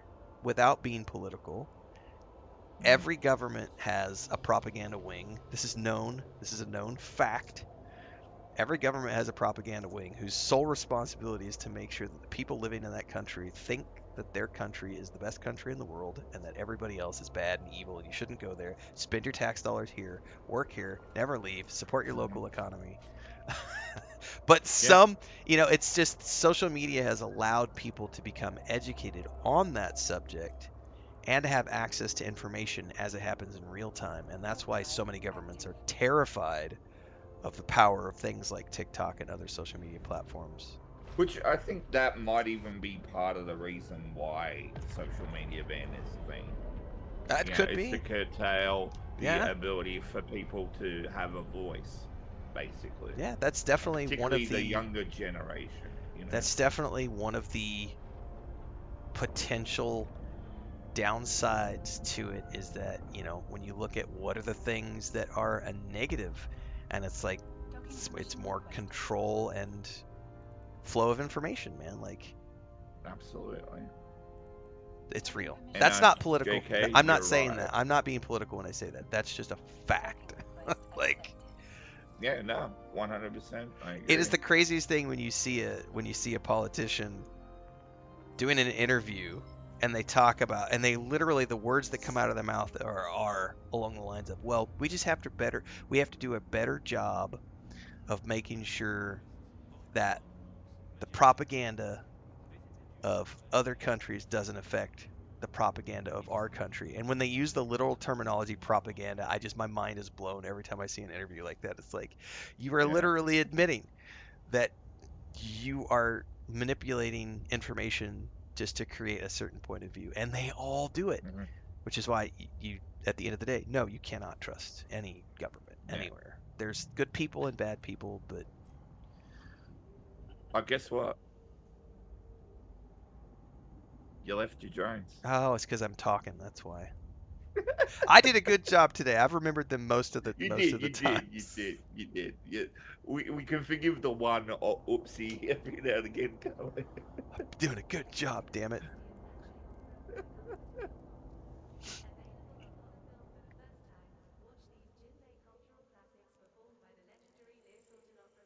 All right, I'll do one more run, and then I probably gotta wrap No things up problem. because I've got grandniece stuff to do, and then I gotta go run errands. I think. Sounds good. Yeah, but to what JK was saying, yeah, like Starmer is definitely a conservative in labor clothing. I even am starting to feel the same way towards our current PM right now. It's been making a lot of very conservative centric moves, and I'm not really a big fan of that. Yeah, I can't even like with my home. It's interesting to me because I have a home government and then I have the government where I live, and I can see, Hmm. there are parts of each system that I like and embrace. Um, Yeah. and it's always very frustrating when you see something that is working very good for the people, um, and then somebody new gets in and starts dictating policy that doesn't care about the people and only cares about the billionaire corporations. And Hmm. whenever I see that kind of stuff, I was like, I don't care what system, what country we're talking about. Anybody that is in favor of the rich getting richer while the poor get poorer is immediately like, and this is why you'll hear people say, but Renfail, aren't you always saying that billionaire companies like Rockstar should be sell? And you're missing. No, I've never said that. I've just said that it's $80. Get over it. Like that's inflation. And then people will blame they'll blame the greedy corporations, and it's like look at Sony, Yeah. right? People are trying to blame Sony for going diskless, right, and getting rid of discs, and they're trying to make it all about Sony's greedy, Sony blah blah blah blah. And I'm like, okay, you guys don't understand things like, first and foremost, you have inflation. Second of all, you have a giant war going on, a never-ending war. We have a new war now, which is causing Hmm. issues with inflation and rising costs and petroleum shortages, which is causing all these other industries to spike their costs. You have the AI super farms, which are causing things to spike. You have companies saying they're no longer going Yeah. to produce RAM because they're focused on AI, so the cost of RAM has spiked. The cost of plastic has gone up because the cost of petroleum has gone up. The cost of all of these things has gone up because of war and inflation and all You're of about these. to run into the rock, by the way. I thought I was turned off. This is what happens when you're not paying attention. That's fine. Reconnect to lost drones as well. All of those things are to blame for why Sony is seeing such an issue with the cost of all these components, which has made it, for them it's financially no longer viable to produce print copies, discs. And yeah, Sony got rid of the Walkman at one point too. Yeah, because it was no longer financially viable to produce the Walkman. I think And people just need to. Oh, sorry, I didn't mean to cut you off. no, it's all good. Out of all of that, I'm like, people just need to look at the fact that it's not Sony. You need to look beyond Sony. You got to look to the government. The government is where your blame should be placed. And when people talk about vote with your wallet, don't vote with your wallet. Vote with your fucking ballot card. And you get people who are like, "Oh, but voting doesn't matter." It does matter. And if you really want to affect change, get into your local government and fight for policy changes. Because democracy does work. However, when you let democracy get corrupted by corporations, that's when the system starts to fail. And I think that's what we're seeing late stage capitalism happen in front of us right now in real time. And if you study the fall of the Roman Empire, or the fall of any of the major empires, the British Empire, it's always been when the businesses take control of things is when everything falls apart. You get these oligarchies and fifth generation senators and Yeah. but it's not Sony's fault. I'm not going to put the blame on Sony's feet. Well, how I would kind of look at the whole, so one thing that a mistake I think people often make that creates that kind of environment for people to make those kind of accusations is because they're not able to separate the dissatisfaction from the motivation. And what I mean by that is that you can be upset at, say, Sony, for example, for a decision they've made that you don't particularly resonate. But then to have that a dissatisfaction be a justification to start making accusations of what you think the agenda or what the motivation of that decision was, is where people cross a line that they shouldn't honestly be allowed to cross. Mm-hmm. And it's also, like my brother said this, we were talking about this the other day, and he's like, the craziest thing about living where he lives, being based in the US, is you have a bunch of people who will celebrate certain billionaires, but not other billionaires. It's this worship of money and this worship of the billionaire status. And so if they trust the billionaire, then they're okay with that person being a billionaire. But if it's a corporation, oh no, that's evil. Yeah. Corporations exactly. are evil, but the individual, oh, that individual billionaire, he's got my back. He's my buddy.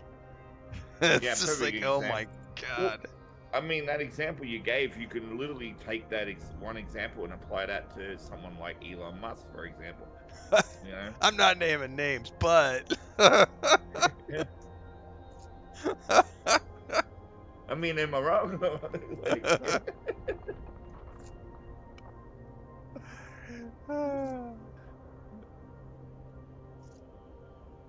there are too many people on the planet. This is an issue. It's definitely an issue. That's right, Dokes. The Walkman went digital. No more cassette tapes. Where was the people screaming about Sony back then? You took away my Walkman, man. I don't own my physical music, man. They're gonna take it away from you, man. There's no more cassette tapes, man. No more CDs, man.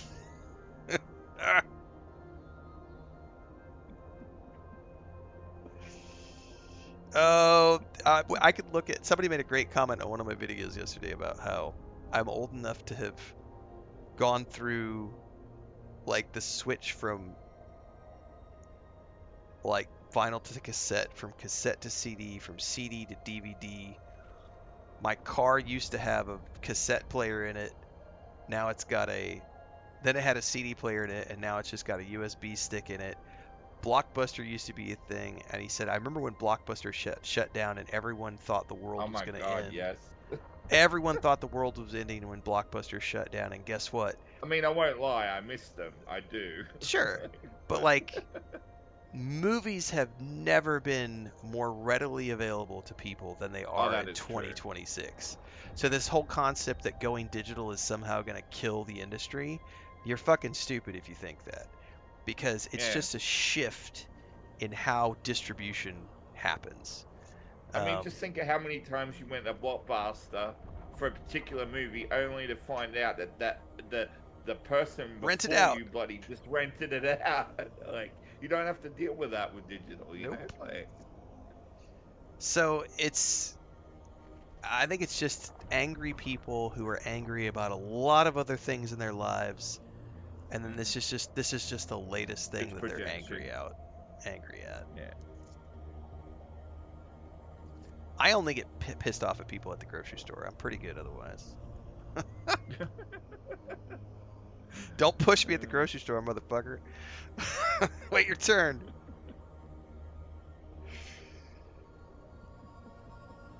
Oh man, it's crazy.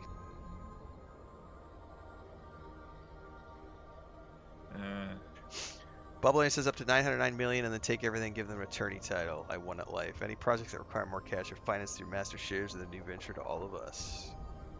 Doke says I'm still pissed about Radio Shack and fries. What about Circuit City? Wasn't that a thing? Wasn't that the name of it in the U.S.? Circuit City? I think they went out of business like 20 years ago.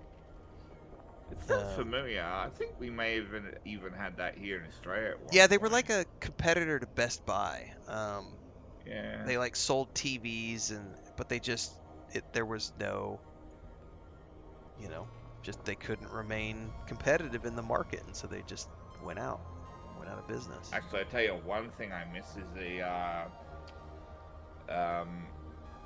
really good franchise that they just, unfortunately, it did not survive. But it was called, I don't think you had it in America, but it was called Sizzler. I don't know if you No, never heard of it. Yeah, it was like an all-you-could-eat buffet. Oh, Sizzler, like food, like steak. I remember those. Yeah. I do remember those. Yeah. So, oh my god, I miss them. They was like, I think it was like back in the day, it was like something between $5 and $6 all you could eat. Like, it was, oh my god, those were the good times. Those are the good times. JK says they always say if voting made a difference, they would be making it illegal all over the world, and all you can do is look around the world and see all the rich people trying to keep the poor people from voting. And this is how I always tell people, like, voting does matter, and the problem is you have all these billionaires trying to hold on to power and all these corporations. I can't fight it on my end, so I would rather just go to Sizzlers and eat all-you-can-eat steak for $7.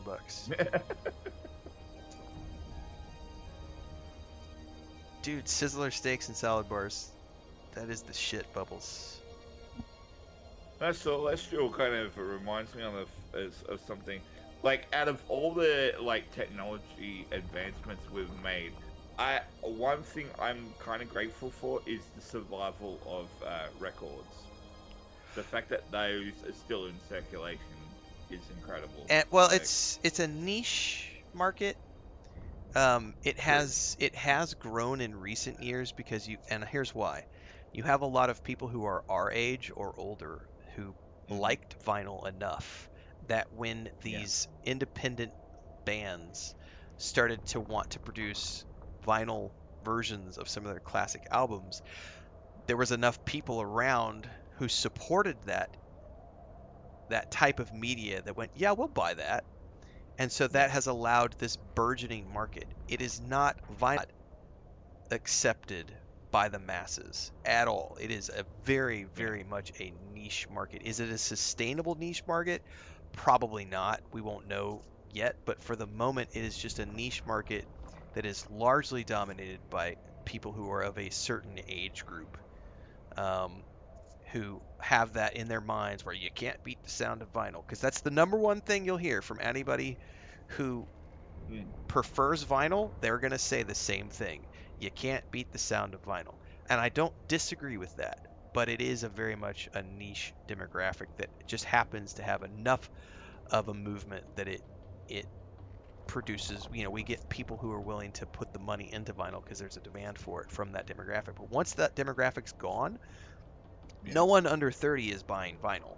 Everybody under 30 is literally doing everything through SoundCloud and their apps. Like, they don't give a You shit. have to be somewhat of an extreme audiophile too Yes. to really be able to differentiate Yes. the quality of the sound from vinyl versus something like CD. Correct. You know, like.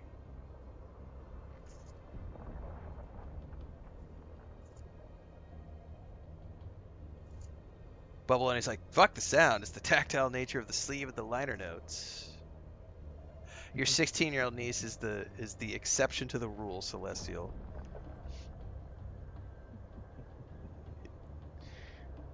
We're gonna see a new brand of hipsters popping out cassette tapes. Oh my god. Yeah, I remember when VHS Rewinding. cassettes went out. Yep. Like in. What was the thing that came after that? I forget. It was VHS? It was DVDs. Or yeah, laser. DVD. Was it Laserdisc or DVD? I don't think they called them DVD initially. It was something. It was and then it moved Laserdisc, to right? DVD. It was Laserdisc. Yeah, it might have been Laserdisc. Yeah. I think. Yeah.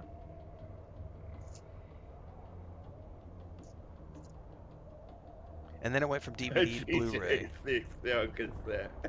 GTA 6 is gonna be on cassette.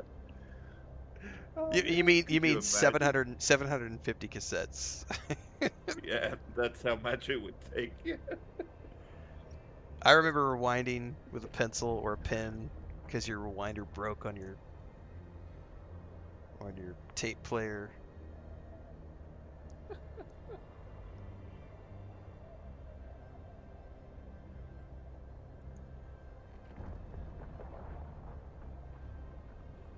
And thinking about all the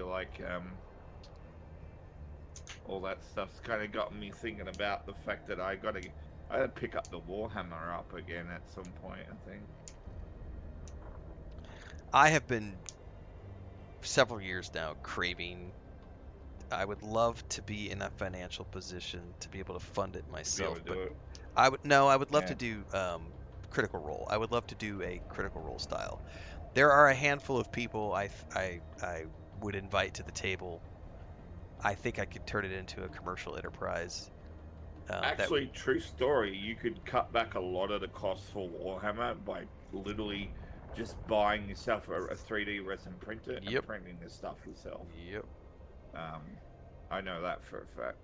Like, But I love what Critical Role has done, and there are other, Dungeon Dudes have been successful enough that they are now producing their own show with Deborah Ann Wolf. She's DMing for them and part of the show.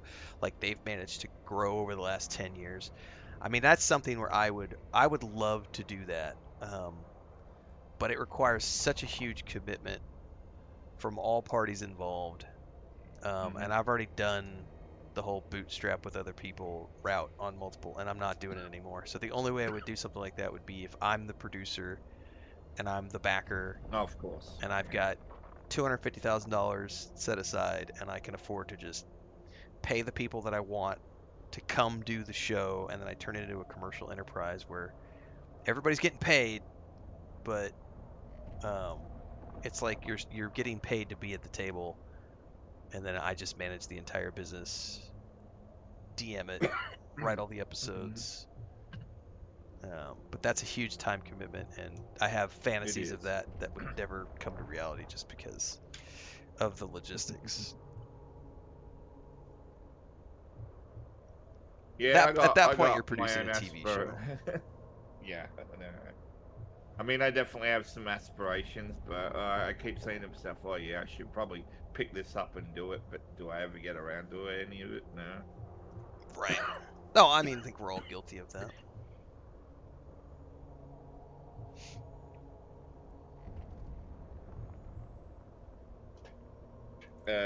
Like, wish who would their bubbles? Oh, the D&D thing? I mean, in a Oh, the perfect D and world, I D. would. Yeah. My brother and I priced it out maybe 3 years ago because we talked about going halvesies on it.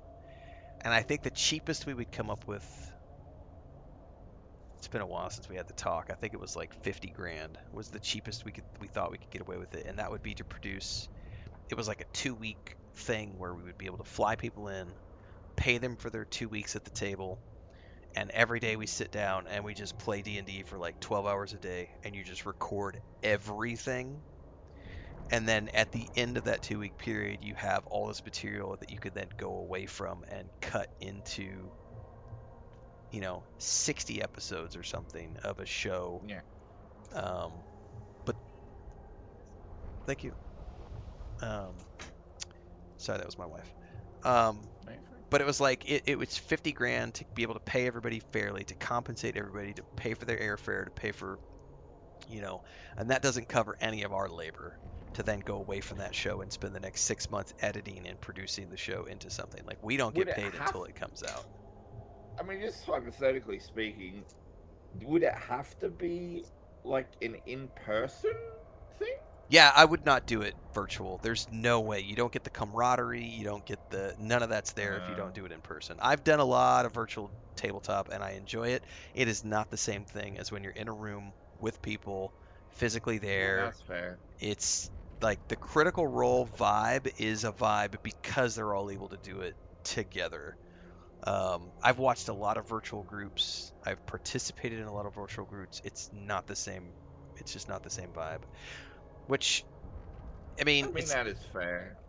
it's not to say you don't get good stuff that's produced virtually, but like, just the fun factor is way more when everybody's there together, and you're. I just thought it might be an alternative to like tackle the cost, Oh, factor sure, of but like, yeah, if I'm gonna do it, I'm gonna do it. Like, yeah. I don't want to do it virtually.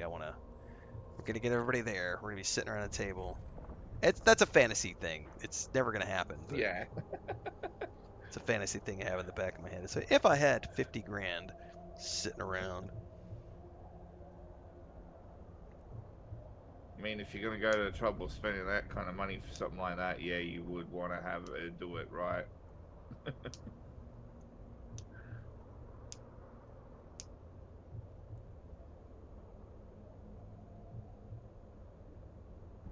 That's right, JK. Game all day and not worry about bills. A D&D rants channel. Um, yeah, I mean, we had a lot of fun producing our tabletop stuff. That was a good time.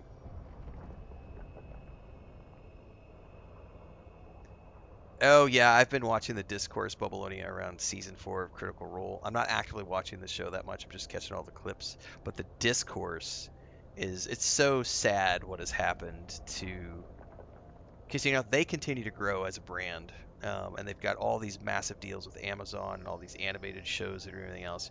But the discourse has become so toxic around Critical Role, where people are saying, how Brennan should or shouldn't be DMing, and they're not actually playing D&D. It's just actors acting out. It's all pre-recorded. Fuck Matt Mercer. He's sold out. Like, all this stupid shit. It's just like, come on, guys. Like, That's what I call a bunch of people that are trying to suck all the fun out of the air. yep, emotional vampires. Nerd drama. Hell with them.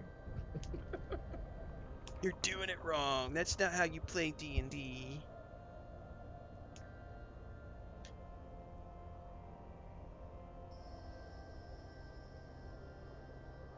80-20 rule of chat. Oh yeah, I'm about to piss more people off later today, Bubbles, because I'm gonna go. We had a great discussion at the beginning of the video about why digital costs less Oh yeah, than yeah. physical, and or why digital has never cost less than physical. It's an illusion that people have thought digital should cost less because of economic stuff they don't understand. I'm gonna go publish that, and that's gonna lose me some more followers on Instagram and TikTok because crybabies don't want to learn how to do math. They just want to be angry. Yeah, that's going to be a good short, honestly. I'd like to see the kind of, traction you get on that one. Warp drive active. The number one thing, I would say the number one thing that I've seen come about from any of the discourse around Grand Theft Auto 6 or the physical discs from PlayStation is look at you sucking the big corporation's dick while they take away the right to own anything. And I'm just, while all of that discourse is happening, I guarantee you every one of those motherfuckers has a Netflix subscription. Or a Hulu, or a Disney Plus, or an Amazon Prime. Yeah. Every single one of those motherfuckers. And they don't own. Here's the issue, though. When you point stuff like that out to them, though, they'll try to they'll move deny. the goalpost. They move the goalpost and they deny because they refuse to be wrong.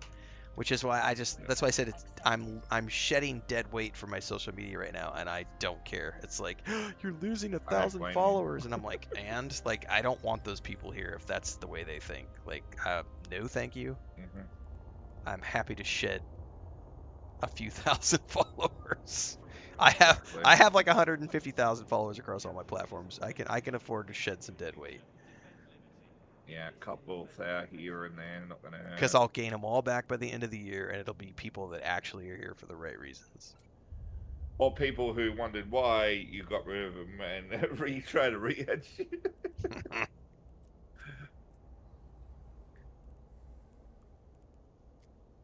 Alright, I need to change ships here and haul all this back. Yeah, same. I need to go back to do Dixie to swap over.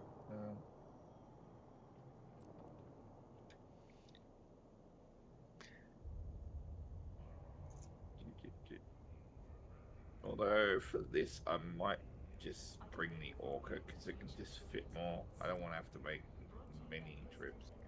And I can just make one.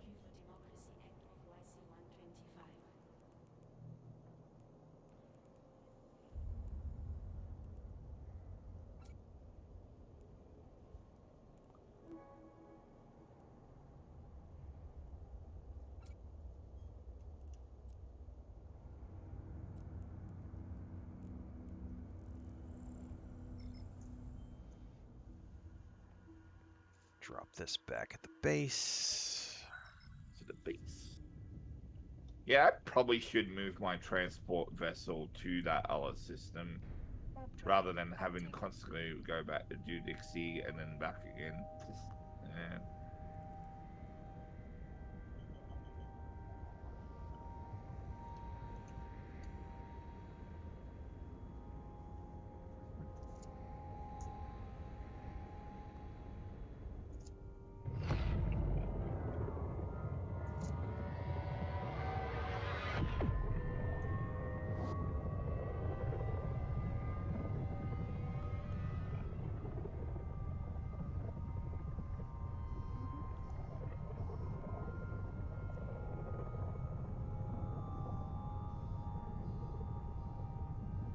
Well, there you go. Electric makes your case for you there, and even though I have the vinyl, I listen to music from the net. I mean, yeah, I haven't owned a physical piece of media for music. Wow, since I had a car that had a CD player in it, which was probably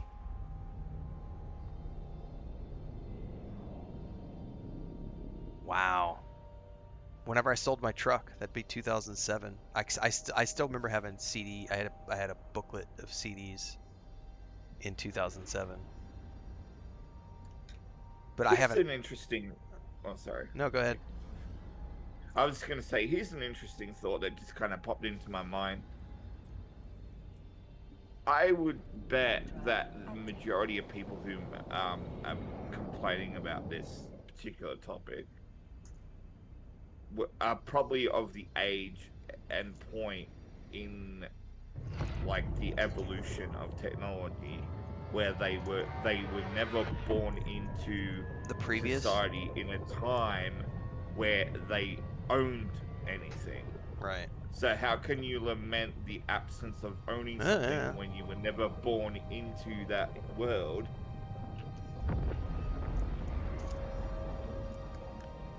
That's a great the absence Docking permission of requested. ownership. Yeah, because I think that this goes back to the people who have been commenting on YouTube and the people in our chat who are our age or older who have gone through these shifts before.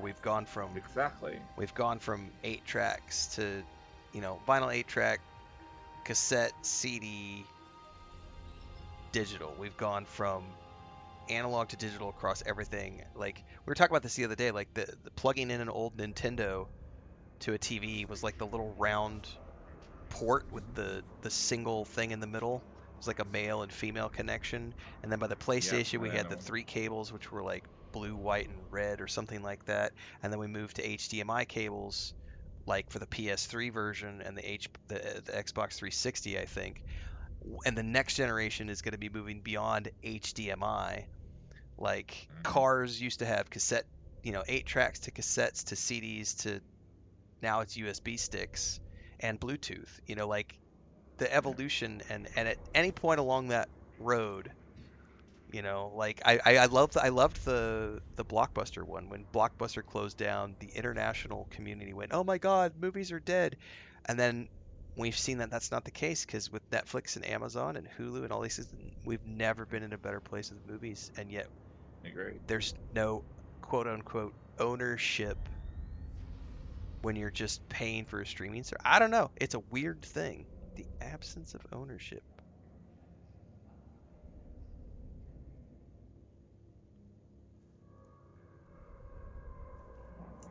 Food for thought.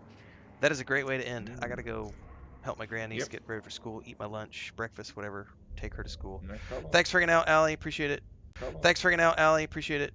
Great conversations. Anytime. And also, I would point out to Indeed. anybody listening after the fact as well, because there were lots of opinions, not just in between the two of us, but also in chat today.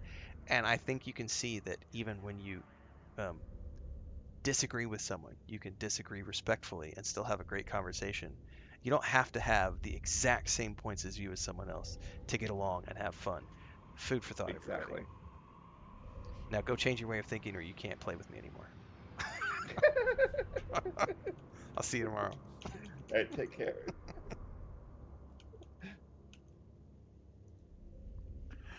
Everybody else in the stream, thanks for hanging out. I'll be back. Should be back later today for more of Echoes of the End. I got to run errands with Chris, and I don't know what the schedule is exactly going to look like. I am going to be publishing a video here within the next hour, which we're going to cut down from. If I can do it before we go to school, I'll get it done before we go to school. But it was the discussion we had at the very beginning of the stream about digital and stuff, which will be fun to make some more people angry. See you next time, folks.